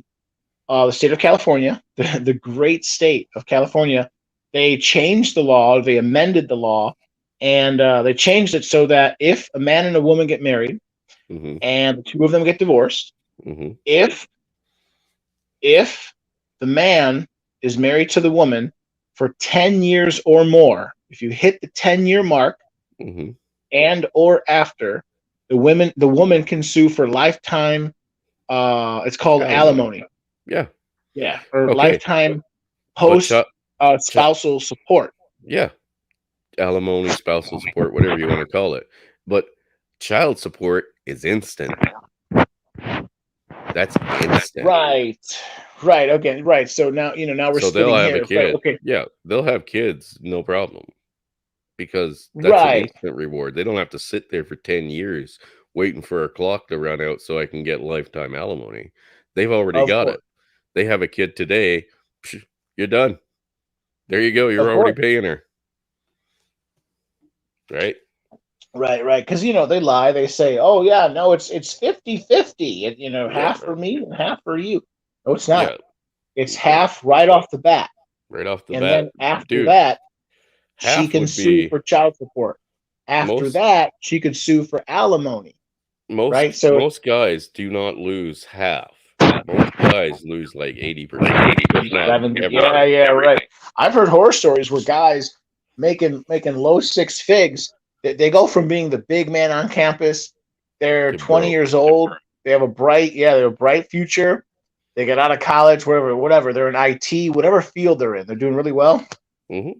You check in with them 1 decade later, they're 31, they're 32, 34, 36, in that age range. They met some woman, she popped out 2 kids, and then she pulls the divorce, they get divorced. The woman is controlling somewhere between 60 and 80% of his not gross, his net income. Yeah. And you say, oh man, I'm making 120 grand a year, I'm doing great. Yeah, but if you only have 20% of that, You're you're going to fucked. be on the hurt. Even though you're making great money, they take all your money. Dude, I can make $60,000 every 3 months. That is my potential right here, right now, doing what I do, right? If I were to say get married or anything like that, and that's what I was making this quarter, the court would look at that and they would base my child support off of that $60,000 a quarter. So See, I would lose, what, say 60% of that? But that's never a guarantee, right? Because this isn't like something that you do or you sign up for and you start working at and then it never stops. We have slow periods too, but they're right, still going to right, base right. it off that There's fucking very 60K. there's very few industries that are 100% constant throughout any fiscal year. Of Yeah, course, one of them is government. You have a nice government's cushy always government constant. job. Yeah. Yeah. Hey, Or I actually, gotta I'm sorry to shill. I'm sorry to shill. Government. I'm sorry. Trucking. Trucking is very constant. I gotta take a leak, Trucking. man. Hang on. Yeah, go ahead, bro. Go ahead. I'm going to read some of these comments here. All right, we've got Love Notes here. Love Notes writes, "Cowboy seems reasonable." Oh, thank you, brother, man. I like to think of myself as reasonable, except when I get to drinking. All right, get yourself a black woman and do for her as you would a white woman, and I promise you'll be the happiest cowboy alive. Wow, that's what I need. I need a black woman. I'll think about it. I mean, whoa, okay. I'm sure all the problems go away once you marry a woman of a different race. I'm sure of it. Okay. So you got Kwai, Chain, Kane. A man can only take so much disrespect. Uh, who is that? That's is that RPM? That sounds like RPM to me. Okay, moving on. Jim McIntosh. I didn't know he made that. Thought TFM was where I heard it from. Was where probably where I heard it from. Jim McIntosh. Happy Humble Hermit used it too. Okay. Kwai Chang Kang. Chris could still be a MGTOW. Chris cannot be a MGTOW, Kwai. Chris Mitchell lives with a woman. Chris Mitchell lives in the same home, in the same domicile as a woman. By law, if the woman were to call the police, the same laws that apply to a married man would apply to Chris Mitchell, which means the woman could feasibly throw him in jail. What? Sort of interesting. It's sort of interesting when I was thinking about it. I was thinking to myself, well, Chris Mitchell, he in a way he has the same level of liability or risk as a married man, but he's not getting any of that sweet poon. That's like showing up to a job but not getting paid. Chris Mitchell, do you have any comment on that? What's the question? Sorry, I Oh, just right. got I'm back sorry. from Okay, work. so you were using you were relieving you were draining the main vein, and so I was going down the comment list, and one of the comments was being read by Kwai Chang Kang. Kwai was saying Chris could still be a MGTOW, and I was expounding upon that, and I was responding to that, and I was saying, no, he can't. He You can't be covered a up your MGTOW. mic, dude. Oh, I'm sorry. Can you hear me? Yeah, you covered up your mic, so it sounded like you were underwater there. Yeah, Oh, I can. okay. Okay. Okay. Yeah. Oh, great. Okay. Great. Thank you for letting me know that. Yeah. I was basically saying that after I made a video, I cut. You saw it. I posted your Yeah. comment. Your comments, the posted comment in that video. I was talking about how you cannot be a MGTOW. Kwai says you can. Kwai Chang Kane says you still can. I say you can't. He says you can. I'm trying to explain why you can't be a MGTOW. You live with a woman. It's impossible for any man who lives with the woman to currently, in that state of affairs, be a MGTOW. Technically, I live with my son. Okay. So, but as I was explaining, though, you legally But you live in the same home, in the same yeah, residence with a woman. yeah. I mean So that's she something could, that's something you'd have to fight in court, right? right, and that's the whole point, is to avoid that court, because you know that, Well, you can go to court and win as long as you got your fucking yeah, shit in order. So I mean sure. that's something we'd have to go to court and talk about, right? But yeah, this is my dwelling, you know, right here, isn't it? I have witnesses. I got witnesses. You got to get some cameras with some of that audio is what you need. You need some of that hidden camera, candid camera. Yeah, well, there you go. But I mean, it's something you still got to kind of prove it. Shinobi Wan writes, you cannot tell. I'm sorry, no man can tell you that you are not MGTOW. If you have gone your own way, then you are. Only you can tell yourself what you are. That is the MGTOW way. Shinobi, I respectfully disagree with you. I do think that there are, again, there's really only two. There's two hard and fast rules about what we consider people in the MGTOW community. Well, You we've had cannot be married. You cannot be married. And you right. cannot be living legally in the same domicile with a female. So Period. what about if I I'm move sorry, in go with ahead. you? What about if I move in with you? I'm sorry, what? What about if I move in with you? Right, no, I understood you. I just don't Can, understand why. What are you talking about? Why would we would do that? That doesn't make any sense. would that make us gay and then we can't be MGTOW either? Because we I live in the I don't know same what you're dwelling? talking. I'm not gay. I'm assuming you're not gay. I don't know what you're talking No, about. but What? we would live in the same dwelling together. Okay. Does that make us gay? And now we can't be MGTOW Number because one, we it doesn't lived. make us gay. Number two, it doesn't exclude us from being MGTOW. Oh, well, there No, you go. Neither does my situation. That's no, how no, I no. look at Okay, it. okay, okay. So you're warranting a full explanation, and just because No, I'm so I well versed. understand your point of view. I understand where you would think, okay, well, this doesn't qualify you as this. Okay, that's good enough. That's still just your opinion. No, no, no, no, no, no. It's not an opinion. See, this is what I'm talking about. There have to be some rules that qualify it's like what is an insect? What Yeah, is a okay. motorcycle? A But it, motorcycle can have 17 wheels. No, it can't. but we're A talking about motorcycle a can only have philosophy. two wheels. I'm A sorry? philosophy and a way of life is this Sure. this is a big book we're in. A big It, book. as they say, MGTOW is a big tent Yeah. with lots of compartments. And you But pick what works for you. okay. I'm not a monk because I So don't want to be a can you monk. be gay? Can you be a gay MGTOW? I don't. There's I no such think thing as a gay MGTOW. I think you could. I I, think you can.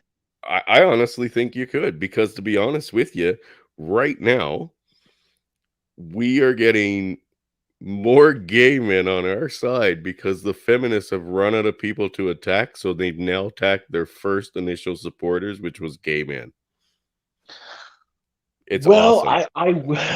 I will say that I think that the LGBT community, or what?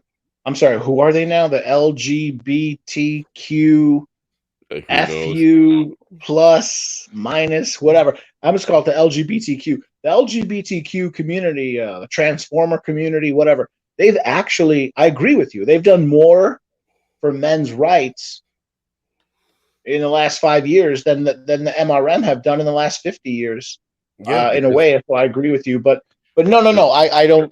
the MRAs were I, shamed out of fucking existence instantly.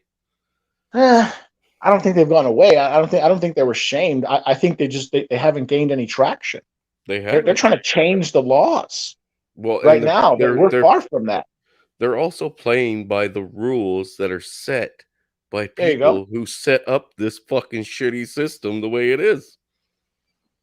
You Yeah, yeah, cannot win yeah. by There you go. playing by unfair rules. There you go. This is There why you go. MGTOW became a thing, right? That's We why I talk about MGTOW. Yeah, See, what's the point of MGTOW? In my opinion, the point of MGTOW is to so fundamentally change the culture that women can't operate in society. Basically, I want men to reconquer society.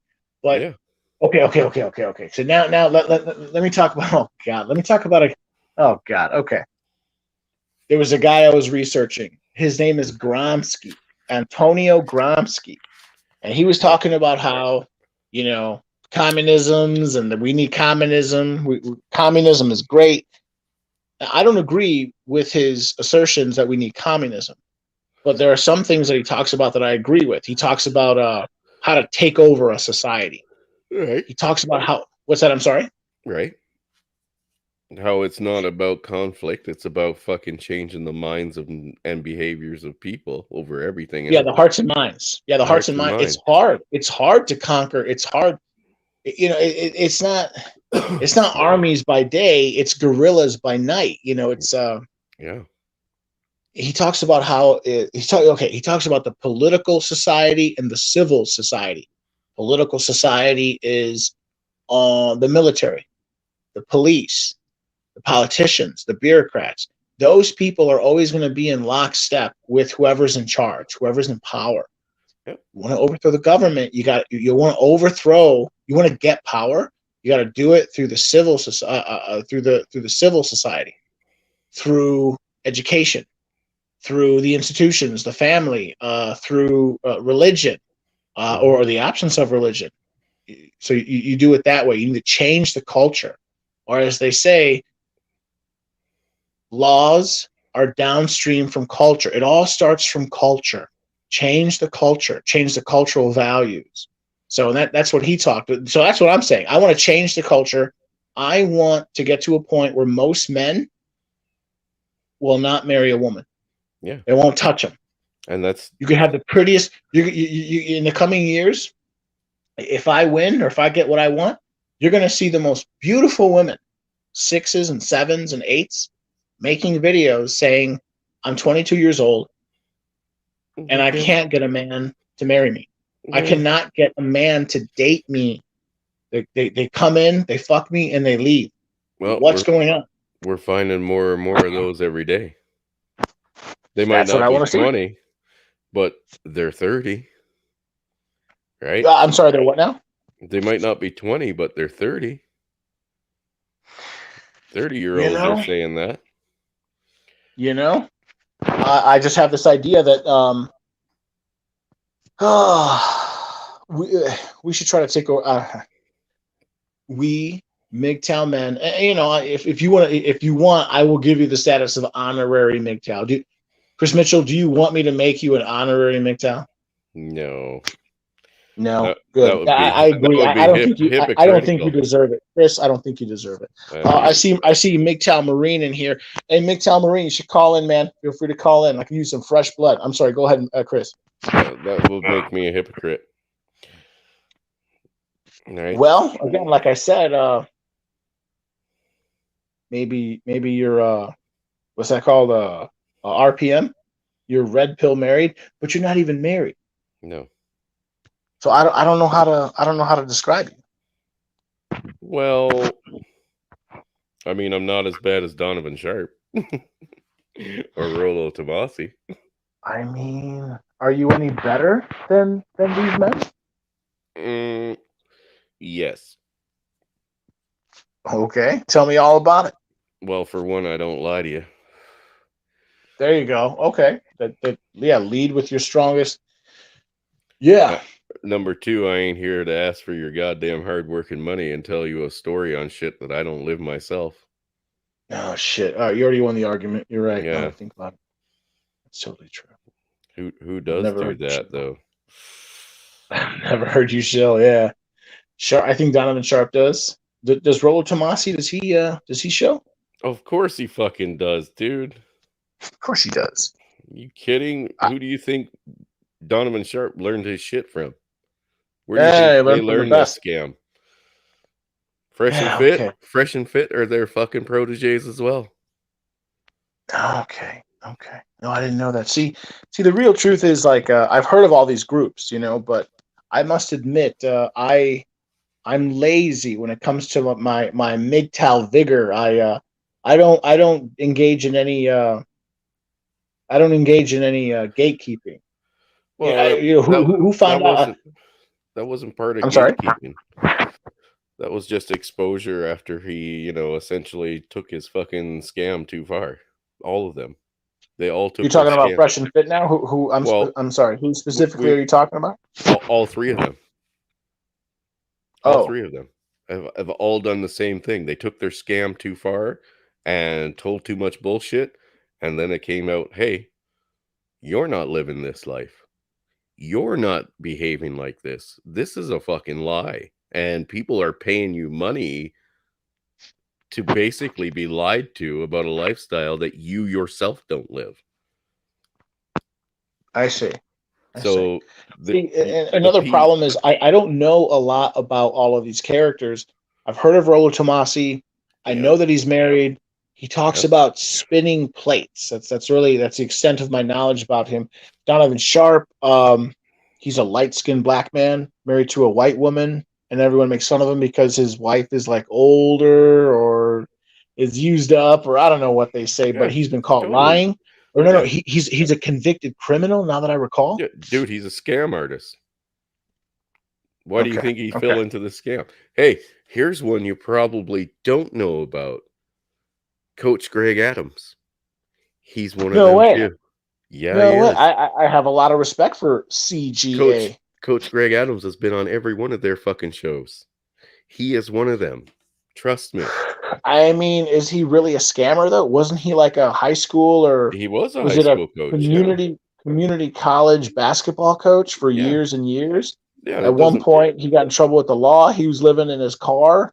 I don't know. That doesn't mean he didn't become a scammer of young men's expectations of the world. I'm not here to scam you out of your money and tell you that the fucking good life is here and follow my fucking 10-point instruction manual. And here you go, good life. Give me fucking $3,000.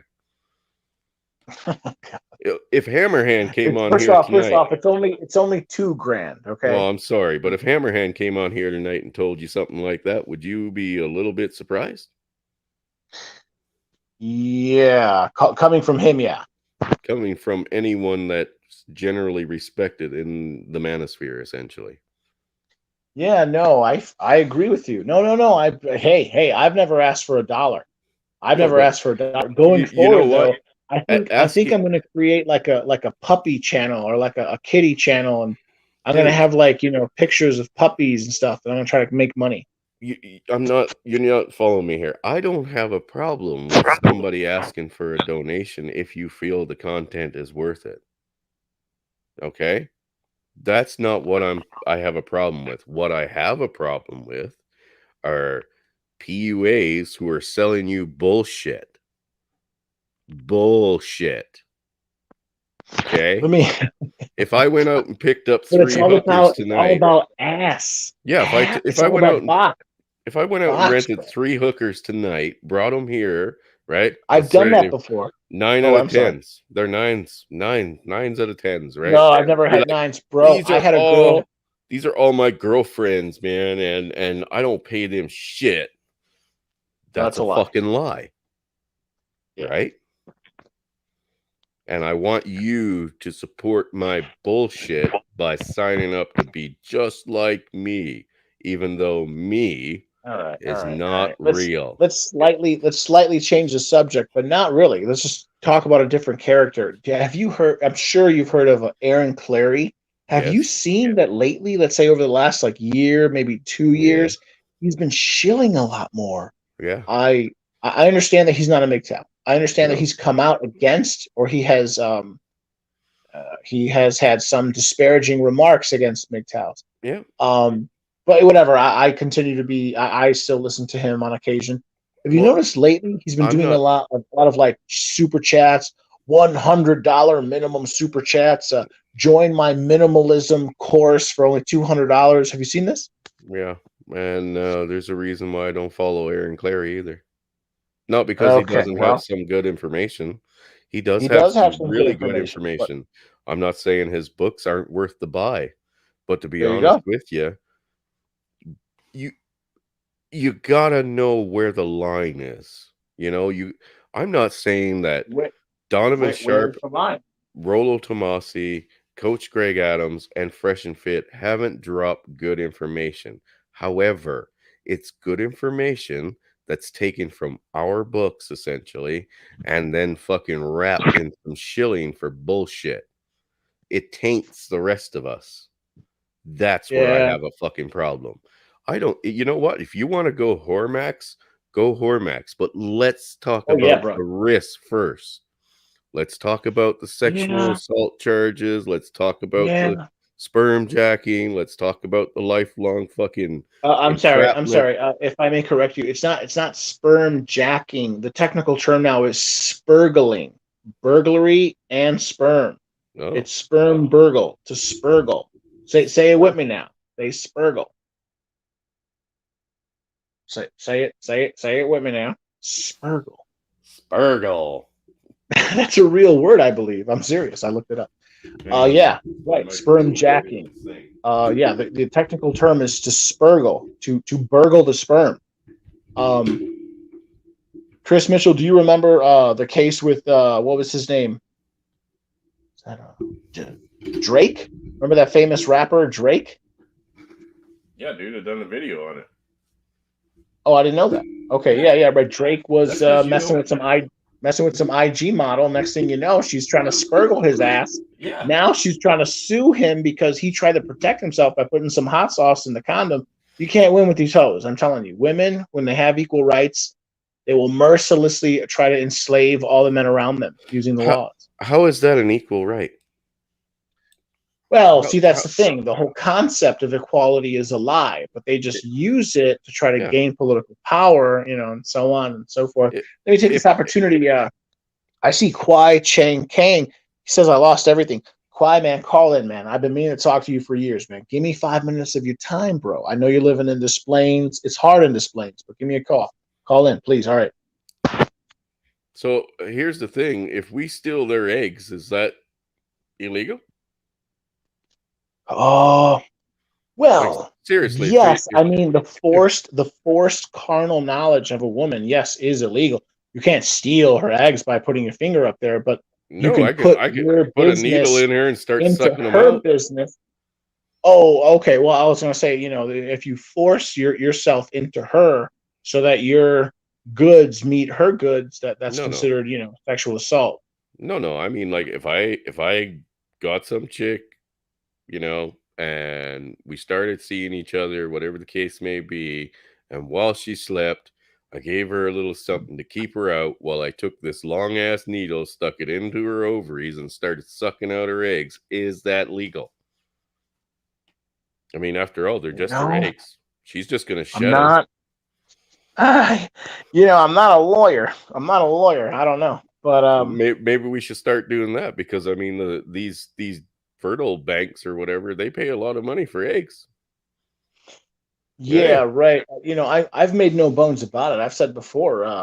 I think my goal is eventually to have children, but not like in my 30s or 40s, in my late 50s, maybe even in my early 60s. You yeah, go to one of these countries. I'd probably go to like Russia, the Ukraine, assuming no, Russia doesn't invade the Ukraine and I want to go to annex it. Or, I don't Ukraine know. so bad, dude. But yeah, I can't Really? go while all this shit is fucking going on. Oh yeah, no, the Russians gonna blow you up, man. They're gonna hit you with a Yeah, rocket. I'm not going there to fucking get shot down. Yeah. Okay. All right. Let me read a quick comment here. It says MGTOW Marine writes, no, don't get a black woman. They have nasty attitudes. Yeah, MGTOW Marine. Let me mention this. So I live in Franklin Park, Illinois. It's like a second ring suburb. It's 5 minutes away from Chicago. There's a gas station. I'm not going to tell you which one. It doesn't matter. It's a lot of gas stations. Right down the road, a mile away.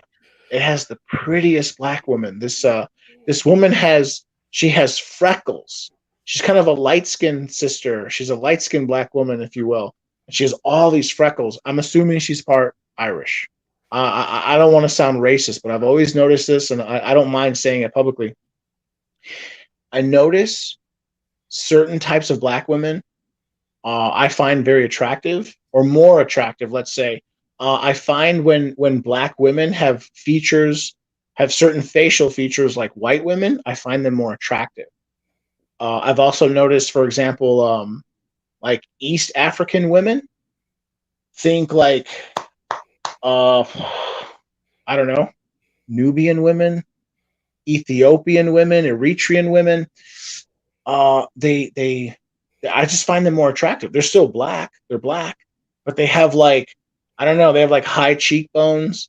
They have like pointy little noses. They look more white, if you will. I don't know how else to put that, but I don't know. There's this cute black chick with freckles right down the road. I don't know what would happen if I drank this 6 pack of this crush here. I don't know what would happen. I'm sorry. I'm sorry. Go ahead. you still find out, Yeah, well, that's the thing. She's real nice. I mean, she's dude. tall and thin. And Yeah, I mean, anyway, I'm sorry. I met a well, I don't find them that attractive, but I mean, they seem to. I met a young woman at the place where I got my business loan, and Okay. she like we talked all the time, but she fucking adored me, dude. She would call me up, even though she had switched branches and was no longer dealing with my account. When something would pop up, she would call me and ask me to come visit her at her branch now. There When you you go. coming to see me? Even though it was all taken care of over the phone. When you coming to see me? But I'm sorry. I'm she sorry. Can you reiterate? Is a white woman, black woman, no, she's a black Mexican, woman, but she's like black woman? really fresh from somewhere. I just don't know where. I don't know where she's from, but she wasn't born here. You know what I mean? Like she's only been here long enough to get like decent English. You know what I mean? Okay. But Okay. wherever she's from, her culture is very different. Her culture is more of what we would like to see here, right? and you could tell right away that she does not follow suit with Western women because she's Yeah. Okay. So okay. Yeah. No, I agree. Was she from was she from Nigeria? it's possible she was Nigerian. Yeah, That is okay. quite Was she possible. Hausa? Was she I, Ogbu? Or I what don't was know what she? that means. There's three major ethnicities. It doesn't matter, right?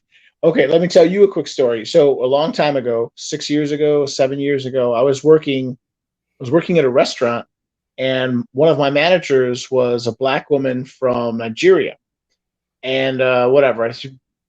She was Christian, so I think she was Ogbu, and she would tell me all about Nigeria and this and that, and all these cool. I like to learn all kinds of crazy stuff, and she was telling me how in Nigeria, um, the Nigerians, the black people, they're black. Hmm. They look down upon black people in America, even though they're black, and they're all black. Why? And I would ask her, why? Why do you think? Why do Nigerian black people look down upon American black people? And she would make comments like, "Well, Nigerian black people, we have a culture. We have a culture that's ours. It's not like a slave culture. It has not been imposed upon us. Hmm. And we have like a work ethic and this and this." And she would go on about Nigeria and how Nigeria is this great country, and so I think that there's some of that as well. I think that continental blacks from Africa look down upon American black. Oh, absolutely.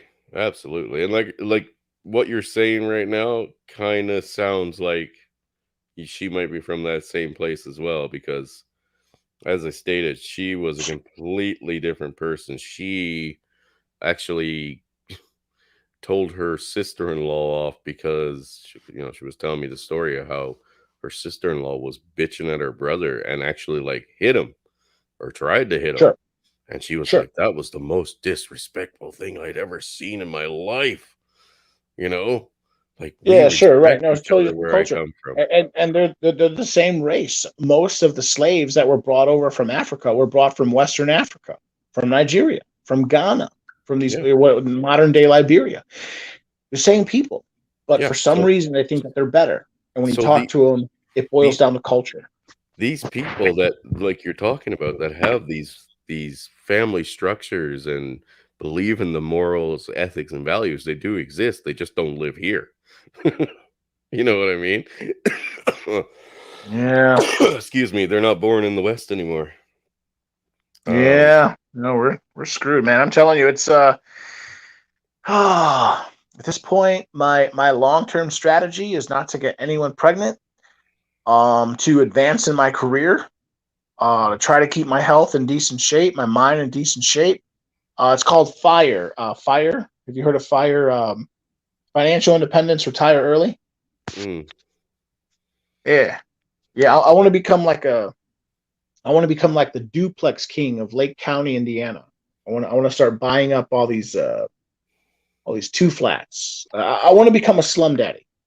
What do you think? oh, that makes sense. There's lots of good property, man, that's around. To be honest with you, for some reason, a lot of people don't believe in cooperations anymore or co-ops. Like, okay, let's say you're saying you want to go into real estate. Let's say I want to go into real estate too. Let's say Shinobi one wants to go into real estate, but we can't all afford it separate, right? Oh, you So can we buy do stocks. You can buy stocks in prime in companies that's their only business is owning and managing their own yeah, multi-unit investment properties. but we're talking about actually buying the property yourself, not relying on the stock to increase or decrease. I mean, I can buy shares in fucking, Starlight, the company I was working for last year or the year before. That doesn't mean I want to, because then I have no say over it, right? I can buy it or I can sell it. That's the say I have. But let's say, like I said, you wanted to go into real estate, or all three of us did, but we can't afford it alone. We only have $10,000 each, and a property is 30 grand. We take our 30 grand, we put it to, or 10 grand each, we put it together, we all buy the house together, we all take a share of that profit, right? People Yeah, but don't do that's that so anymore. hard. That's so hard because, Why? That's so like the many. easiest thing. It's supposed to be. It's supposed to be the easiest thing. The easiest thing in the world is supposed to be a man and a woman coming together, coupling up, and making children. Yeah, we've And made yet things we past the point of and yet we complicated. talk about it at length. It's become so unbelievably difficult. The Yeah, second you do that, everyone's ego gets involved. The person who put in the most money down, they're going to start thinking that they should control, the property more or whatever percentage more than the other people who put how much less down and or how much lesser money down. And yeah. yeah, Well, I hear what you're saying. I've become a that rugged individualist. I have this idea. No, I got to finance it myself. mhm, I got to come with a down payment myself. right. Everything myself. It has to be myself because no one else can be trusted. But see, If that's I just it. had a brother, well, I'm We sorry. Go ahead. we've become so fucking disconnected from what reality used to be. We used to be able to trust most people. We used to be able to get along better. We used to be able to co-op better. We used to be able to compromise better. This is what the modern world has taken away from us altogether. We've lost our tribe Well, I completely. agree, but again, getting back earlier to what I was saying, nature versus nurture. They Right? took it away from us. Yes, they did, but we didn't. They didn't just take it away. We Gave it away. relinquished it. Yeah. If I come to your house, Chris Mitchell, and I put a revolver on your kitchen table, and I say, Chris, take this gun and do something with it. It's up to you whether you protect your family from a home invasion with it or you go and rob a liquor store with it. Yeah. You know, we've also part of this is the people's fault. People have become more dependent on technology. We've become, well, frankly, the worst thing in the world is we've become debaucherous. We've lost our morals. There's a direct correlation. There is a direct correlation between morality and freedom, and there's a Yeah. direct correlation between freedom and prosperity. So now what I'm getting into, or now just because you brought it up, now we're talking about like the occult, the seven hermetic principles, cause and effect. People see the prosperity and they want the prosperity. You Right. see a guy, you see a guy driving down the street. He's in a big bodied Benz. He's in a Mercedes. He's in a Mercedes alloy wheels. He's in a 3-piece suit. You're like, wow, how did he do that? He rolls into. See, people see that and they want that, but they don't understand that the reason why he was able to get that wealth is because he's free. Hmm. He's free to engage in you know money making activities, in gainful employment. Well, But what people don't see is that freedom comes from morality. cowboy, have you Right. ever operated your own business? No, No. no. I've worked for a plethora. I've worked for a myriad of people. I actually want to do that. My goal is to buy my own truck Hmm. and start importing tons of cocaine just south of the border. Oh, well, that sounds fantastic. A little bit high risk for me, But but you only got to do it 2 or 3 times, and then you're set. set for You've life. landed on a high Yeah. perch. Yeah, you're set for life. Yeah. You're looking for the easy way out, man. But okay, so as a business owner who takes on jobs or contracts, whatever the case may be, because most things, even transportation of stuff, is generally done on a contract, right? I don't work for money. I work for time because my money is already Uh, set. I But the I faster I agree. can get it done, the better, There you go. right? So I don't work for money. Now, Well, to but it's get the a same thing. job, You come on a job site, or you subcontract, whatever. This job is going to take you at least 10 hours, and you right? say, okay, I need this much money. If it takes you an extra hour, oh, that sucks for you, but you're still getting paid. You're still getting paid well. If you Yeah, can cut an hour off, it's almost like, wow, you just, instead of making $38 an hour, you made $48 an hour. You're, oh, great, okay. But I right. get the concept, though, right? Yeah. It's your So time that's the most valuable. I agree.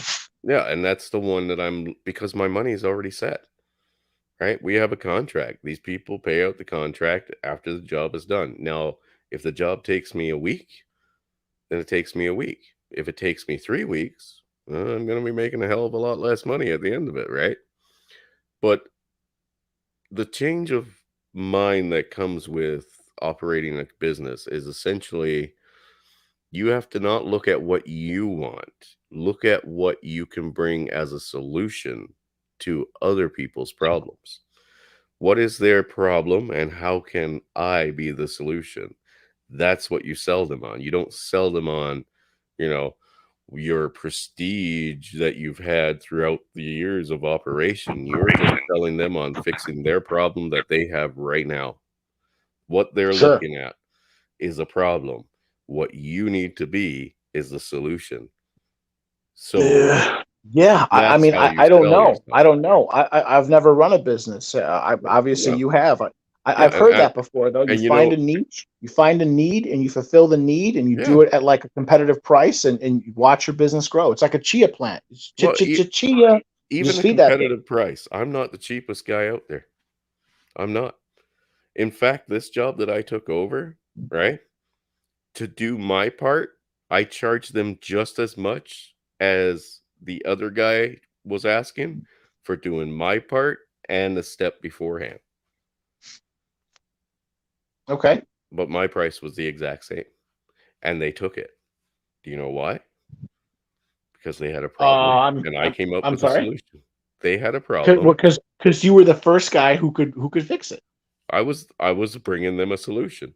They didn't ask I to see understand that like concept. This is where if I can interrupt, even just for a minute or two, I want to talk about the trucking industry. People don't care what color your tractor is. It could be mhm, blue, it can be red, it can be green, it can be yellow. Do you have a tractor? Do you own your own business? Do you have your own authority? Are you allowed to engage in interstate commerce? If you can, you got the paperwork, you can engage in trucking. right. And you drive around and one business, it could be anyone, doesn't matter. They say, I need this. Can you take this from A to B? They don't care what color. They don't care how long you've been in business. Can They don't, you do the? I have a need. Can you fulfill the need yeah, at a comparable at a competitive price, and you're in. yeah. Yeah, Most that's what people trucking is. because mine is like a detailed work, right? So a finishing type kind of step in a person's home is obviously very important. Normally, guys carry around portfolios of past jobs they've done. This is my work. Look at this. Look at Yeah, this binder I've brought. look what I This was me 2 months ago. Look at this deck. This is the yeah. most. I stained this thing 3 times. I have not had one person ask me for a portfolio or like any pictures of any of my past jobs because I was so good at selling them me. My Mm. idea to come in here and do your job to make sure that it was done right. That's what I sold them on. I didn't sell them on the fact that I could do it for cheaper. I was generally more expensive. Yeah, yeah, yeah. Right, right. But not you weren't double, you weren't triple in price. You were maybe 10 or 15% more expensive, but you can basically do the same thing. That you can do. Yeah, Do they have the better business bureau? Do they have the better business bureau? I'm sorry, I've been thinking. In your country? yeah, yeah, they do. Yeah. Yeah, I'm assuming. I was guessing. Yeah, I mean, what? Covering your Quick mic internet again. search, they can find out how long your business has been in operation. I'm not listed. Oh, you're not listed. Nope. So it's purely they just meet you and speak with you, and Yeah. within 5 minutes, just off of just talking with you, they decide to go with you or not. Yeah. Well, generally it's more than What 5 minutes, but kind of- I have to make them feel confident in my confidence to get the job done. And Right. I'm generally assuming when you I you do leave, you do you do in-home inspections. Is that what you do? no, I do drywall taping. Right. I didn't even know what you did. That's the thing. I was trying to get to what do you do? Drywall taping. You're Okay. fucking your mic hard, dude. Oh, I'm sorry. Can you hear me better now? Yeah, just leave it alone. Put the phone No, I'm down. sorry. I'm holding my phone. So, as we talk, I get animated. I start grabbing it. I'm sorry. Yeah, go ahead. But yeah, I mean I do drywall taping. I don't actually generally even hang the board. Not because I don't know how, but because I don't want to do it. So they have to hire in a whole nother crew to fucking come board it in front of me, right? Sure. Sure. But this job that I took for these guys, because the original contractor hurt his back, he was asking for the exact same price to board the place and to tape it out, right? I told him, I'm not boarding anything because it was mostly already boarded, right? So the primary contractor who built the place, who actually built the framing and everything, he finished the boarding, and I sold them on taping it out for the same price as the guy wanted for boarding and taping. Yes. And so, boom. So you're in. So you Yeah. get the Yeah. contract. Yeah. Yeah. Yeah. I want And to I make a didn't have, comment here. MGTOW Maddie. MGTOW Maddie writes, I have 467 days left of child extortion and never received a card or gift from him in his life. I'm MGTOW sorry. Maddie, that sounds wonderful. I totally look forward to a social setup, to a social situation like that. And of course, if you can't tell, I'm being facetious. Yeah. That sounds terrible. Sorry to hear, buddy. I mean, I would say keep trying to reach out to him, because as long as you have a door open, there's always a chance for you guys to get back together. And I know you can't get the time back. That's the one thing we can't get back. And it's the one precious thing that they know they can take from us. So that's what they use. Well, It's a that's tool, buddy. interesting. That's interesting. You mentioned that. MGTOW Maddie writes. The very next thing he writes is, "I'm at this point. I've given up. I'm at the point. I've pretty much given up on him and me. So I guess at this point in time, he's given up that idea, which is really sad. I'm It sorry to is. hear that. It is, man. It sucks. Trust me. If you haven't had a kid right now, I don't recommend it, because it's Yeah. not that being a dad isn't a wonderful thing, but what they can do to you and use your child and put you and that child through is Right. fucking horrible.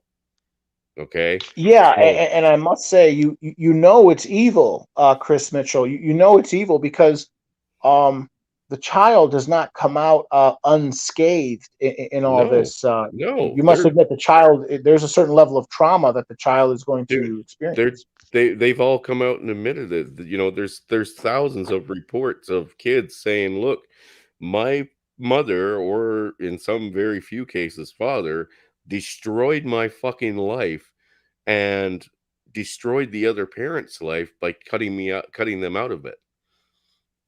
Sure. It's a fact. It's not fucking a theory. It's a fact that this is forever. This is fucking lifelong, and they are responsible for it. But because nobody's held accountable, especially women in the family courts, parental alienation is only illegal in very few states. It should Yeah. be illegal Yeah. everywhere. Yeah. I agree. 100%. I couldn't agree more. It should be listed as a form of child abuse. It should be listed as Yes, a it should. form of extortion. It should be listed as a form of fucking mental abuse to the other parent. And they should see serious fucking jail time. Serious So, consequences for these things. so I have this idea. I have this overarching idea that this is all part of, like, like a worldwide new world order, Rockefeller eugenics operation to like control us. And I really do think that the people that run the world, you can call them the ultra rich, the Illuminati, the elites, the billionaires, the Davos crowd, you call them whatever you want.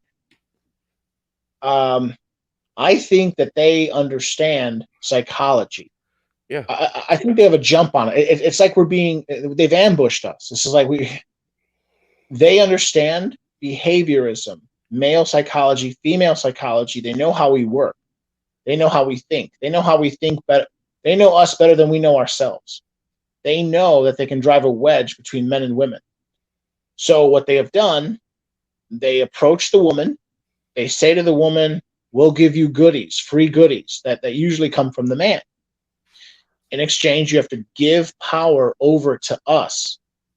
And by extension, that power is lost upon the man. But it's like Well, a sucker punch. It's like why a do you sucker punch. why do you think men Hold on, favor? wait. Let me finish. I wanted to mention that yes, it's a sucker punch, but they're presupposing the idea that men have to give up their power. Basically, what I'm trying to say is they've taken our power away from us, and they've convinced us that this is okay because X, Y, and Z. And what X, Y, and Z is, they've come in with these bullshit ideologies. They've come in with postmodernism, Mhm. feminism, socialism, saying, this is how things should be. Things should be this way and not this way. But they cannot get, but that's not scientifically proven. You can't prove that feminism is superior to what came before. In fact, now as now it's coming out the exact opposite. Feminism sucks. Feminism is hurtful for the children. It's Basically, it's hurtful all for lies, everybody. but it's like a sucker punch. They hit us first. They preemptively hit us and put us on the defensive. Men need to go back to a state where we go on the offensive. That's what I'm saying. Yeah, well, we've been left with no choice but to walk away. We don't want to see our children go I, through this. We don't want to see men fucking destroyed because they actually wanted to have a family. We don't want to see that okay. anymore. What I'm saying? Please excuse my inebriated state. I've become drunk. What I'm trying to say is that right now, men are seeing stars. Feminism really came on hard. 60, 50 years ago, 60 years ago, it really became organized. And over the last, whatever, 40, 30, 20 years, they've been organizing right under our noses. They've been changing the laws right under Mhm. our noses. All these NGOs going into countries, teaching feminism, teaching all this postmodernism. It's like they sucker punched us. Boom. Well, And we're seeing stars. Now the men are starting to coalesce. Um, Basically, I envision in the future, um, just think of the MGTOW movement. 20 years ago, there were like 20 guys talking about this. mhm. Now, 10 years ago, you had maybe a couple hundred good channels. Now you have thousands and thousands of channels. We're seeing, if you plot this on a graph, we're seeing like exponential growth. I'm not Yeah. kidding. In another decade, I think there will be tens and tens of thousands, if not hundreds of thousands, of MGTOW channels. This will eventually coalesce into what you could call like a cultural phenomenon, and then men will rediscover their masculinity and they will retake control of society. The governments will try to stop it. The corporations, the NGOs, obviously women, they're all going to try to stop it. It's not going to work. Well, that's just it. And this has to happen. Even women are starting to realize that they've been sold a raw fucking deal. But Well, as you I've know, stated before, there's politicians out there that absolutely believe in what we're saying. They absolutely know shit is wrong. They absolutely know it's destroying men and children's lives altogether. And they can't say anything because if they do, all the women that would have voted for them will not. And it is over. They will vote for the next person who will fucking yeah, pander to that idea. yeah. So as long as we're following these laws, it's just like right here in Canada right now, we have Justin Trudeau who's going full on dictator, right? Oh yeah, that's so scary, man. I hear he's like at this point he is openly violating Human all of your rights. law. Yeah. What's it called? The Charter on Canadian Canucks doing stuff. Our Charter of Rights. There you go. That sounds right. Yeah. Yeah. So I mean, right now, if laws don't apply to the government anymore, why the fuck should they apply to us? Why is it that right now I couldn't fucking get a coalition of people together and start fucking committing acts of, essential domestic terrorism, right? In this country, Because if you do, they will do violence to you. They have That's more fine. guns. They're This is bigger. about violence. Violence is the solution. It's the only solution left. Do you Well, think we would have gotten I rid of Hitler disagree. without I violence? disagree. I disagree. What I think is, I Okay, actually so take the stance of, okay, I take the stance of, what's his name? Have you ever heard of Hexenhammer 666? yes, Or I'm sorry, Sticks six Hexenhammer X and six hammer. six six. Yeah. He puts it perfectly. He says basically keep talking about them, keep invalidating their points, keep Hmm. debating, censoring, excoriating them, on and on and on, until the point that you're not You're allowed to. you're old and Once, gray and fucking you've been shut down or jailed and there's nobody left. basically, he says, keep, you know, it's time to fight when they actually take away every last way that you can speak out against them. Once you lose the freedom of speech, and by the way, that is the very first, We've in the already Bill of lost. Rights. That is the very, what's, I'm sorry. We've already lost that. Well, yes and no. I know what you're saying. It's under attack. You're right, but I would not say it's been completely lost. Look what you and I are doing right now. Our secret police coming to our door at 3 a.m. and locking us up? Not yet. Do you Not think yet. they wouldn't? I mean, right now, Yeah, do well, you that's right, right. Well, see do that, and you that's the thing. Do you think they no wouldn't? Do you think they would? Are they doing it right now? No, and not in do mass numbers. do you think it's above them? They've already stated that So anyone you're not that listening. You're support. not listening. Yes, you're right. Well, is it above them? No, it's not above them. Yes, Okay, they'll do it. And yes, they would do it if they can get away with it. The problem is in so Canada, people have guns. In America, people have guns. So we're not at that point yet. But you're right. I think, but once it gets to that point, then it's go time. that's just it. By then, it's too late. It, first, you know the old saying: first they came for my neighbor, then they came for the neighbor next to him, and then they came for me. There Oh, was I no one can't. left, First, they right? came for the trade unionists, and then I wasn't a trade unionist, so I didn't say nothing. You're right. Then they came for the Catholics. I didn't say nothing because I wasn't a Catholic.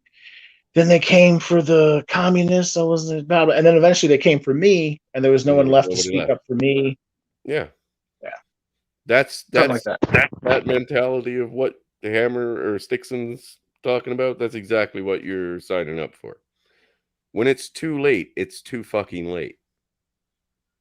You're already All done. right. Well, then in that case, I want you to lead the charge tomorrow. Absolutely. You know what? Forget tonight. I Tonight. I can't. want you to raise an army. I You can't do march on the tonight, Capitol. Let's get dude. it. Why would I march on the Capitol? I don't know. But you think what 5, 10 people gonna take the Capitol? That's some crazy No, shit. maybe like 20. 20? Holy shit, dude! They have like 6,000 fucking police there.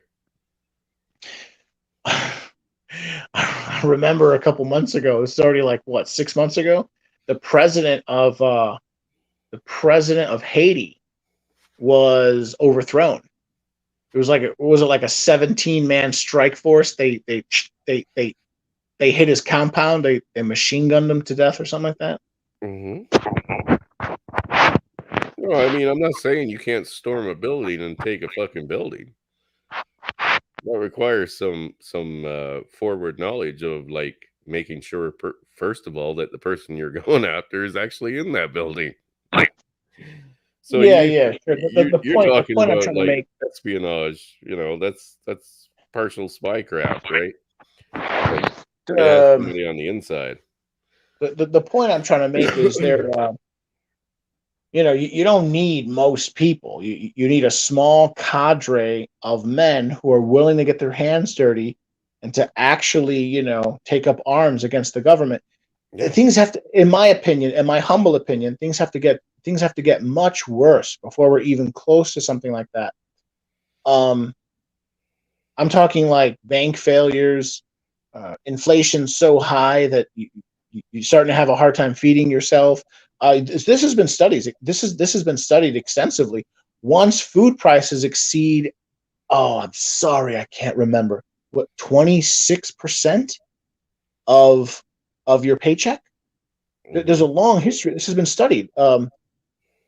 revolution after revolution after revolution has been studied. Once food becomes so expensive that it costs more than a quarter of your pay,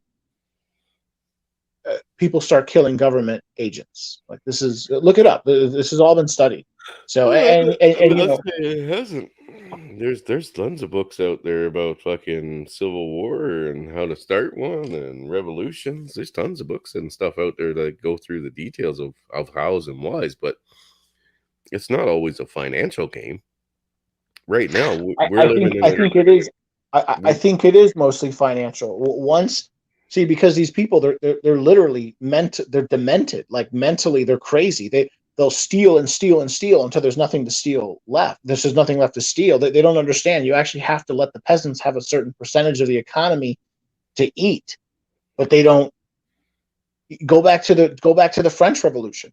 That mhm, woman, what was her name? I can't remember her name offhand. She was saying, let them eat cake. She didn't understand the peasants didn't have any bread. There was yeah, nothing left. The yeah, aristocracy and the church had stolen everything. yeah. They'll kill you. But in her mind, she's like, I don't understand. What's wrong with But these people? okay, let's take that woman's frame of mind at the moment, right? That's exactly the type of society we have let them build right now. Most people don't understand what the fuck they're supporting and what they don't support, right? Look at those BLM and Antifa people, right? They've done more harm than good to the fucking causes that they say they're there to support. Antifa, anti fascists, are talking about censorship. What the fuck? That's Sure. so stupid to a fucking common sense person. It's not even funny. To them, that's the name of the game. Well, then you are a fascist. You are what you say you are not or that you're against. Well, I think it was BLM. Well, look at uh, BLM. How many people did they kill in those riots? right. Well, 37? between 35 and 45 people were killed over that Most, summer. Yes, right. No, I know what yeah, you're talking about. Yeah, mostly no, black I think it people. was what was his name? Winston Churchill. Winston Churchill said, in the future, fascists will call themselves anti-fascists. He Yeah, saw this. He saw this rising. Yeah, right. That's what's going on now. The left, who claim that they're anti-fascists, have look, 50 years ago, it was the left who championed free speech. yeah, Now it's the exact opposite. Now the left is exact saying, like, opposite. we cancel culture. We got to shut down your channel. Me Too. They're going to call your work. You're going to get fired. Yeah. The left has taken up um, all of these anti-freedom policies. Well, and most people don't believe that fucking, the Nazis were actually leftists. Most Yeah, people yeah. most people don't believe that fucking North Korea is a fucking,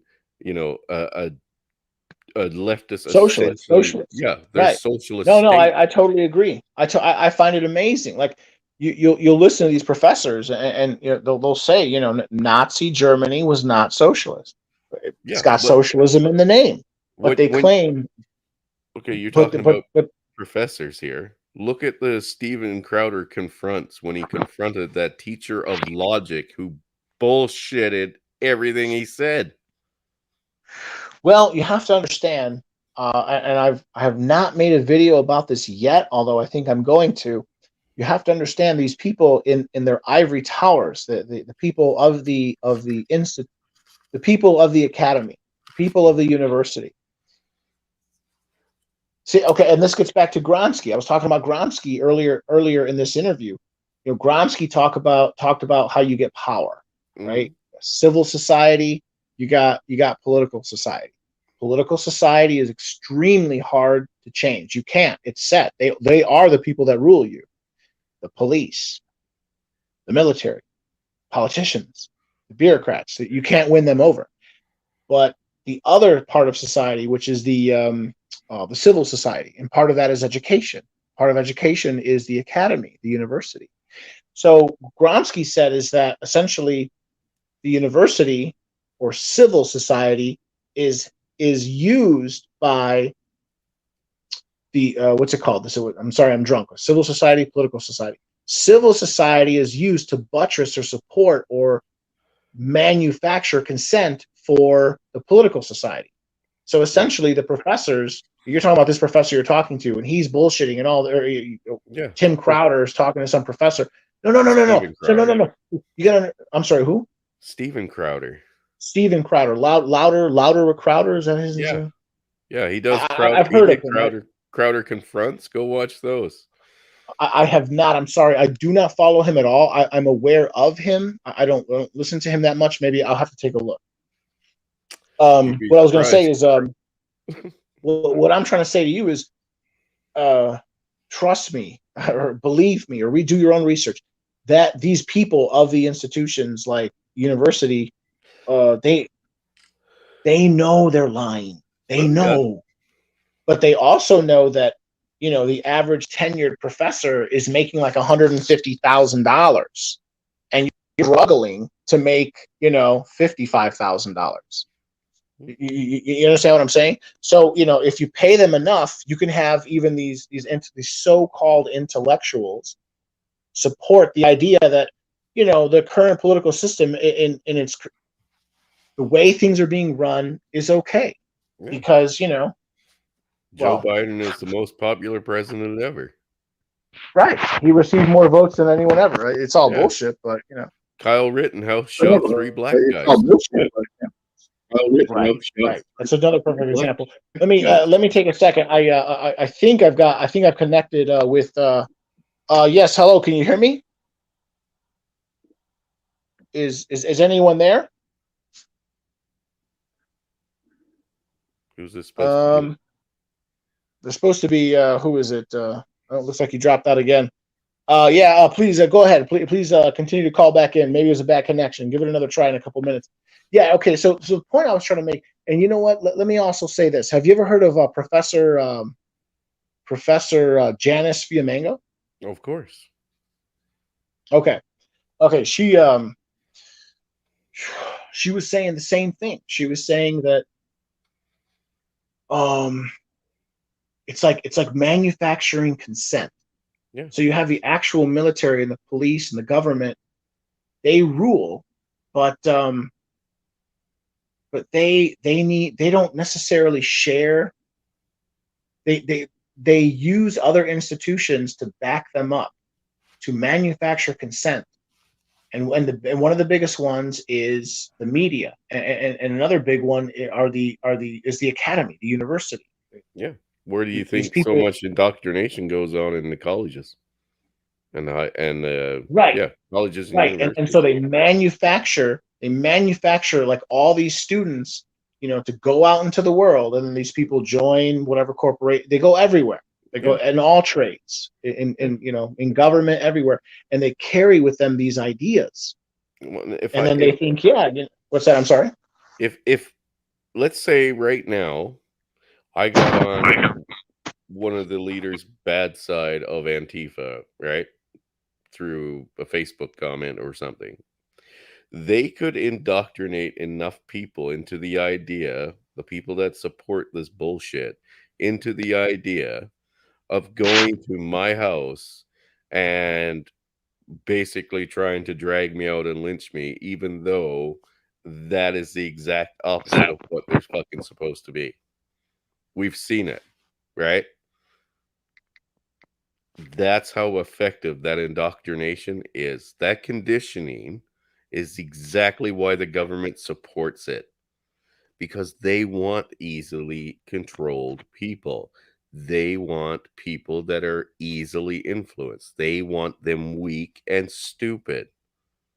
That's what they want. Yeah, That's why Justin I don't. Trudeau supports BLM and then doesn't support the fucking truckers, right?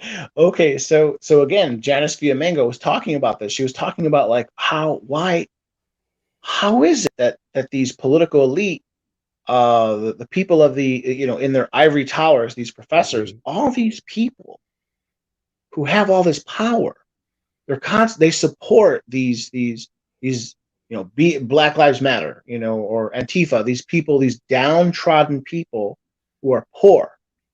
Why are they supporting these groups who don't necessarily have their best interest? Okay, so this is what They're a she says. tool. Yes, essentially they're being used as a tool. Do you What she think says? BLM or Antifa is a threat to Justin Trudeau or fucking Joe No, I Biden think I in any think way? no. I think that BLM was actually probably created by rogue elements of our government, again, to manufacture consent for Yes. political change. Yes. To So gather essentially, influence. They're essentially a new form of police that the government there you doesn't have go. to take care of. There you go. They're like brown shirts, or I'm sorry. I just let someone else on the stream. Are you there? Is that MGTOW Maddie? Yeah, I am. How you going, fellas? Hey. Oh wow, that's great. I was finally able to convince you to call in. Can we talk for a second and try to make sure that we have a nice, clear connection? Can you hear everything I'm saying? I can. It's crystal clear for me, but I just don't know how the sound is coming out of my place. So, Sounds fine. It sounds Okay, fine well, that enough was that I know you're from Australia, right? yeah. yeah, yeah. I was gonna say from my past experiences, I remember MGTOW Matty, because he's so far away. There's like a 1.5 to 2 second lag between communiques. That's about right. That's about right. That's fine. That just means that we can slightly slow down the conversation and make it more structured. MGTOW Matty, if I can cede the floor to you, please introduce yourself for anyone that's new, and and we can proceed. Whoa. Well, yeah, I'm just a fella from Australia. Got a little farm out here, and yeah, been trying to put it all together for a few years now. And yeah, just really love the community. It's really something that's changed my life. Having contact with other fellas, especially that are going through similar circumstances. And yeah, I think a lot of us have just got to the same conclusion. And over time, it's been really interesting to watch this little thing grow. Back from when I first started getting involved was probably about 2016, 2017. So yeah, I've been floating around for a while. I think. Yeah. Okay. So what I would say to that is, I wouldn't say that you were one of the big influences in my MGTOW journey through Red Pill, blah blah blah. You had a channel for a while. I remember I've watched probably maybe not all, but most of your videos. And in fact, I told you before. I've told you this before. My all-time favorite video of yours is when you're driving, and in your very colloquial Aussie voice, you're like, "Oh, blimey! Oh, crikey!" And you call it. You didn't call it a kangaroo. You called it a roo. A roo. Yeah.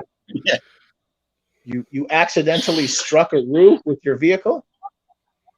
It wasn't quite that. I was driving down the road, and I saw it coming from about 50 meters away, and it started bouncing up next to the car, kind of thing, like not quite in front. And I was trying to slow down, and then it just changed tack and just went straight across. And I knew I was going to hit it, and there was nothing I could do about it.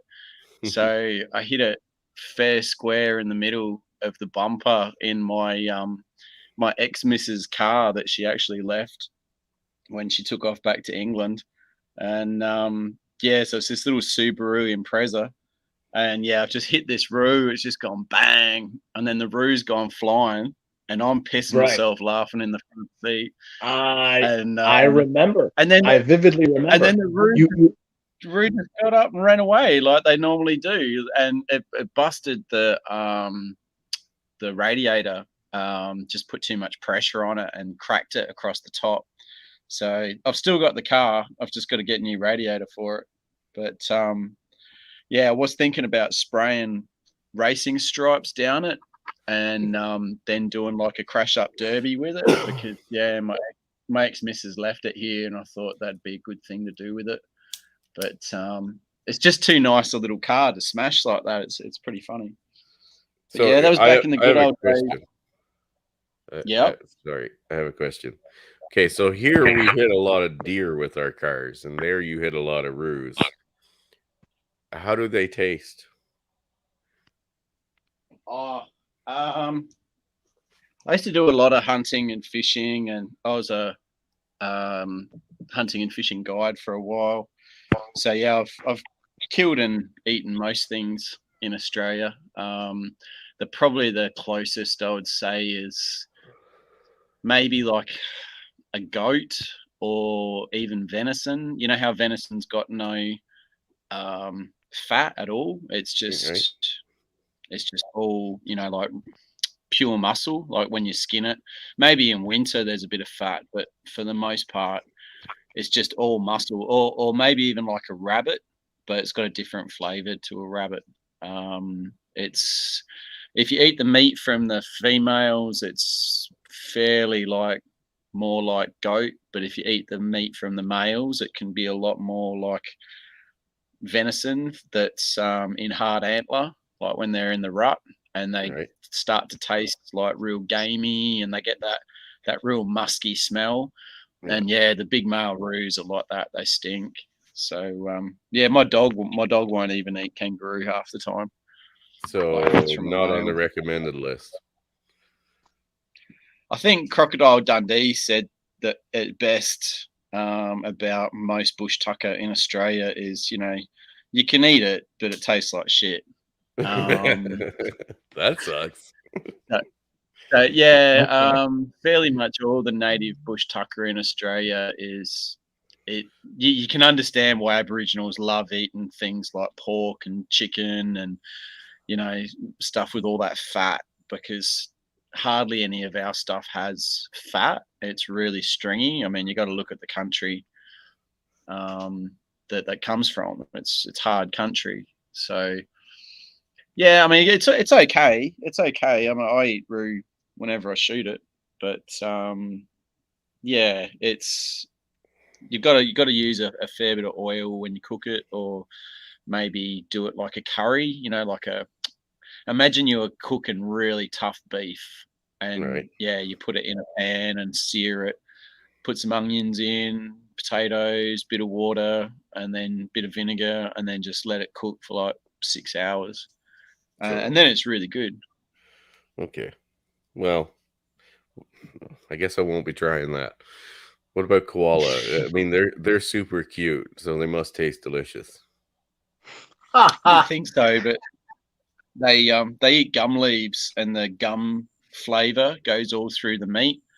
So it's pretty much one of the only things in Australia that Aboriginal people didn't eat like ever. They used to kill them and take their skins, but they were just Um, foul. I'm sorry. I'm sorry. When you say gum, you mean eucalyptus? Exactly. Yeah, they taste they. If you get that eucalyptus oil and you open the lid on it and you smell it, it smells just like that, but 10 times stronger the meat. Really? So yeah, they actually get stoned on those gum leaves. It's a true story. Like Yeah. when they hang out up the trees, the gum's got an effect where it gets them really stoned. That's why they just hang out and they just sit in the tree and just don't do anything. And So is If there I may, anything? interrupt you, why do you call it gum? Why don't you just call it eucalyptus? Are you like a bogan? no, that bogan is that's a good word in Australia. It's like That's a joke. That's a joke. someone It's like a someone who hillbilly. goes It's like a to redneck. like no, no, no. Bogan's more like someone who's on the dole, who goes to like Def Leppard concerts. It's got like thin little weaselly legs in some real weaselly jeans, and yeah, living in a Okay. housing trust unit with their like missus, illegitimate So kids. like a low class white trash, maybe Yeah, even yeah. partially mixed with Aborigine or something. A bogan. No, bogan's is a fairly strictly white term, for the most part. Like you could have So it's white Australia's trash. really, White. yeah, white trash should be, but it's more than that. It's like a species of white trash. I'm sure you guys have got. Could you say it would be equivalent to the in Britain, in England they have a chav. Have you ever heard of a chav or a chav? Chav, chav, yeah, a chav's like a really upper class bogan. So like, it's similar in the way it's like a spoke of the wheel of like redneck retardation, but Okay. So think like white, low yeah, class, low low culture, low class, rent.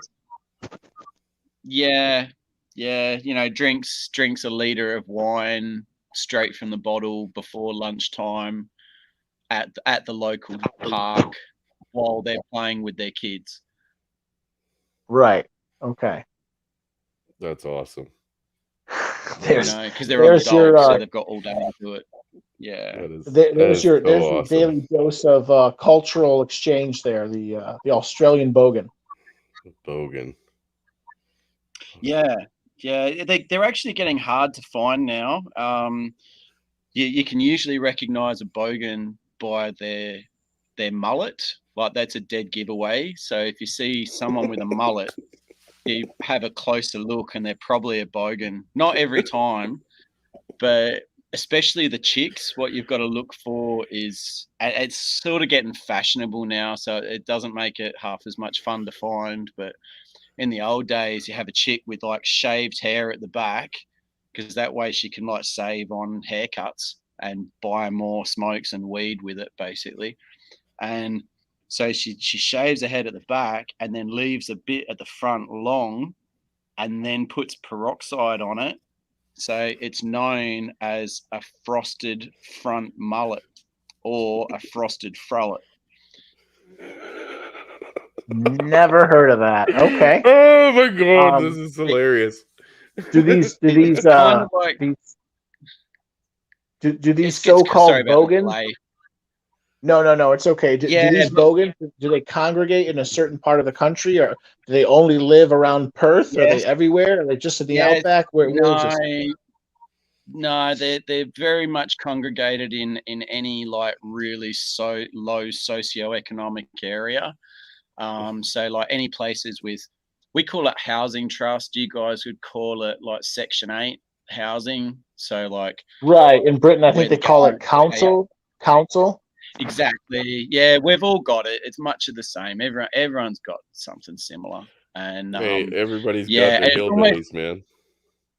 yeah, but the thing is about bogans is they're from an urban environment. They're not from the country. So like rednecks are country, bogans are much more urban. Even in the country towns, they're in the town, not on the outskirts. So a bogan that's in like council housing, generally they actually have the torch back in the good old days, of the high time of the bogan, if you like, in about the 1990s. That was like the last good era for bogans, because then after that, the government made it really hard to get social security. So then after that, the bogan lifestyle really became like much harder. But the torch used to get passed like from one bogan generation to another. So you might even have like 3 generations of bogans all learning the craft of being a bogan from their parents, and the parents are like, oh, if you go down to this form and you tick that box, then that means you get an extra $100 a week. So they're like, oh, right. And then if the government wants to crack down on you and says like, where's your job list? Where's all the jobs you applied for?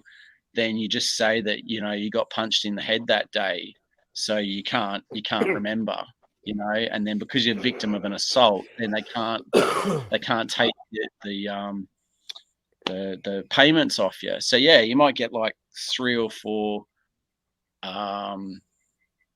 generations of bogans, like all living either in each other's houses or very close by. So Sure, that's disgusting. So what you're saying is these women have such low IQ that they might sleep with me. I like it. Sign me up. well, yeah, you sort of you're trying to hang on a minute. I'm seeing Jim's put in there. The sound's pretty bad. Got to be more specific, man. Is it my sound? What? How is the sound? Is it too loud? Is it too? Yeah, I don't know. Jim McIntosh, whose audio is suffering? Can you write in? It sounds fine to me. Oh, but anyway, gentlemen, I would love to stay and learn more, but some of us have to work really early and then work really late. Yeah, that So you sounds need good. to If you need to adopt exit, an it was a alcohol. pleasure. I guess I'll close in like 5 or 10 minutes. If I can slightly change the subject, MGTOW Maddie, could I possibly convince you to share like your MGTOW story? You've shared it with me, but if you feel like sharing it again, and I frankly I forget some of the details. Would you be interested in sharing what brought you to MGTOW? I know you were married. I remember you told me she took you for tons of money. You have a kid. Is that correct?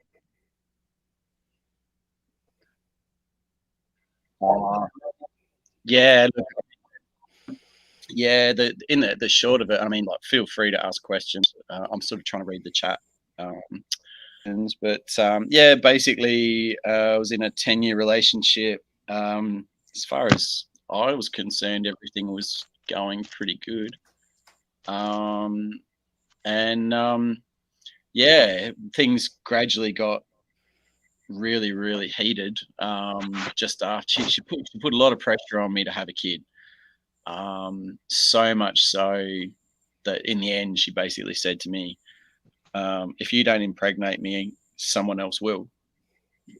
And I thought it was a bit rough at the time, but now I'm sort of coming to the conclusion that it's a good chance she was actually already pregnant at that point. So yeah, not long after it anyway. So yeah, I'm slowly putting all this stuff together at the moment.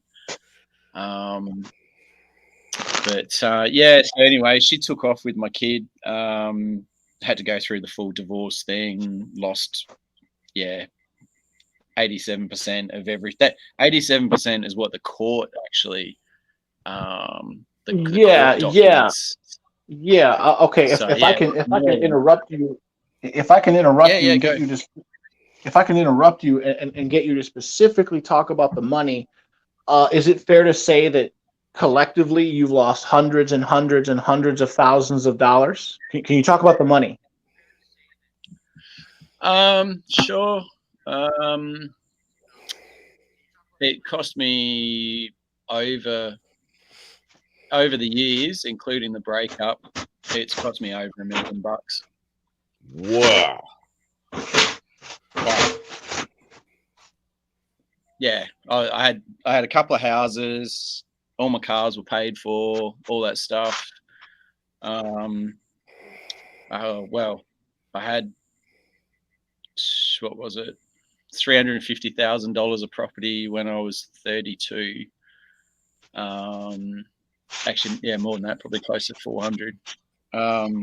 So when I got out of the relationship, I ended up with about 25 grand cash and 150,000 debt. So yeah, it was a pretty big reversal of fortune to go from everything paid for to sleeping in my car. Okay. So is it fair to say that you were sort of like the la creme de la creme of Australian society, and then overnight you became a bogan? I was never creme de la creme, man. I mean, at that point, I wasn't qualified in anything but bar work.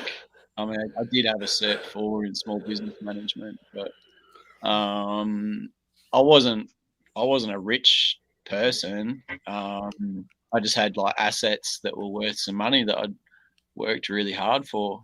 So, I've always been like a blue collar kind of guy. Like I'm not, sort of super rich or anything like that. I worked really hard for everything I got. Oh, that's understandable. Hey, Matty, can I get you to do Yeah, me a bro. favor, buddy?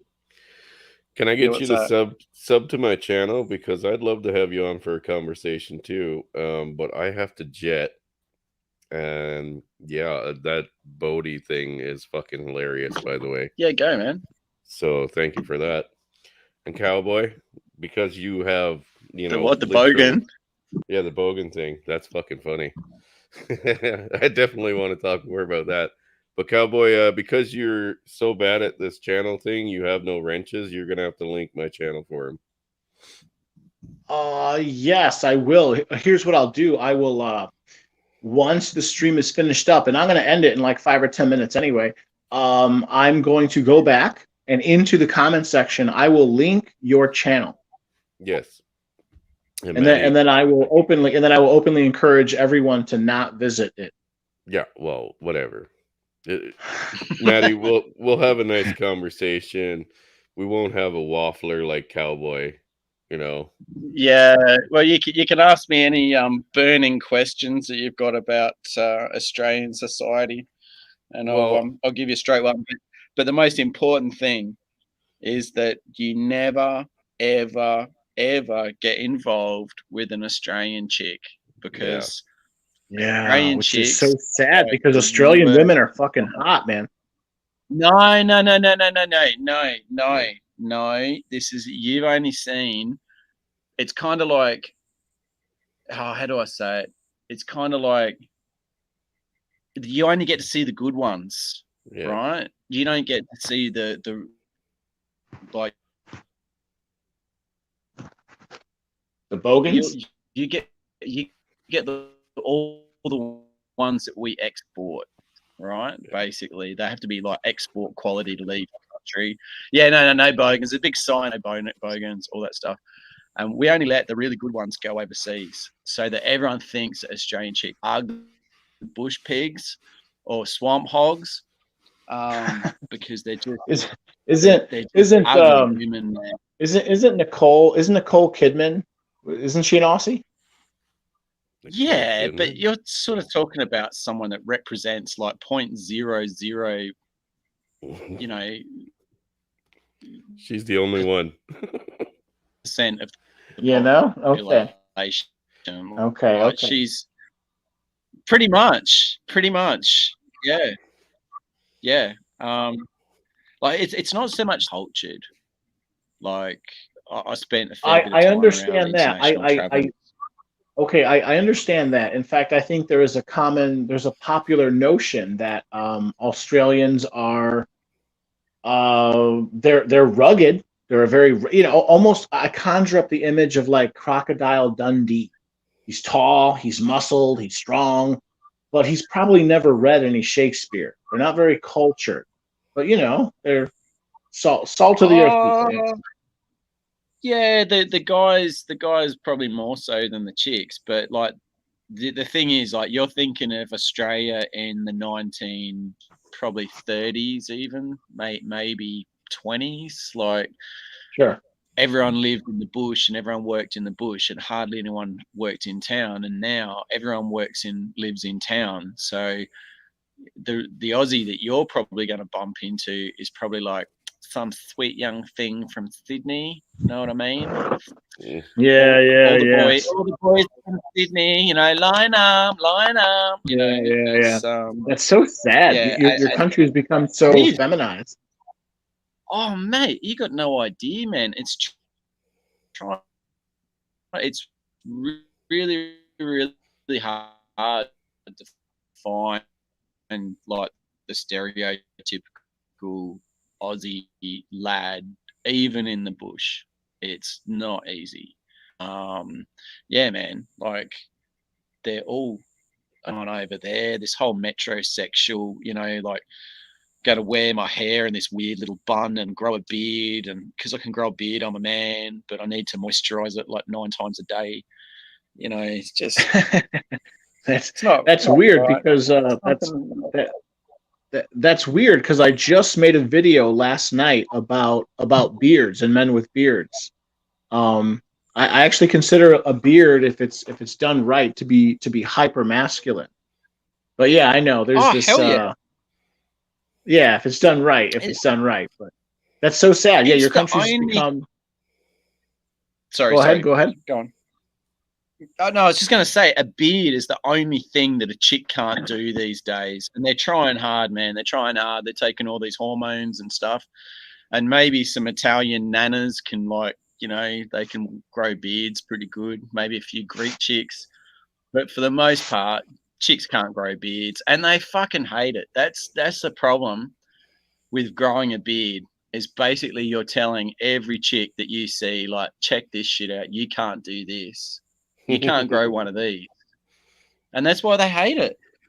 So yeah, I'll say grow more beards, and beards are ugly as sin to, like, you know, if you've ever had a beard and you kissed a chick passionately, and it's like you rip skin off her face with your beard, it's probably the only time you can assault a chick and get away with it, because, like, no one thinks like you'd grow a beard just to use as a cheese grater on a chick's face, you know. But it does happen. All right, gentlemen, I'm gonna dip out. But yeah, Maddie, give me a sub, buddy. I'd love to have a chat with you. Right. Yeah, I was gonna say, I'm sorry. I'm actually starting to feel tired myself. I'm gonna quit on you guys. MGTOW Maddie, thank you so much for calling in. I'll probably stream again next month. Please call in. I always love my conversations with you. You just called a little late, and I was running out of gas. But Chris Mitchell, thank you so much for calling in. Always a pleasure. Night, Chris. Okay. Night, okay, boys. I'll link it. Chris Mitchell, thank you so much. MGTOW Maddie, thank you so much. MGTOW Maddie, I'm sorry to hear that you have been relegated down to Bogan status again. Chris Mitchell, I am sorry. You are officially not a MGTOW, but you're still don't worry. You're still you're a revered member of the community. I'll make you an honorary MGTOW. I'm the +1. There you go. +1. I'll leave it at that. All right, boys. Take care. And I'm ending the transmission right now. Night. All right. Take it easy, guys.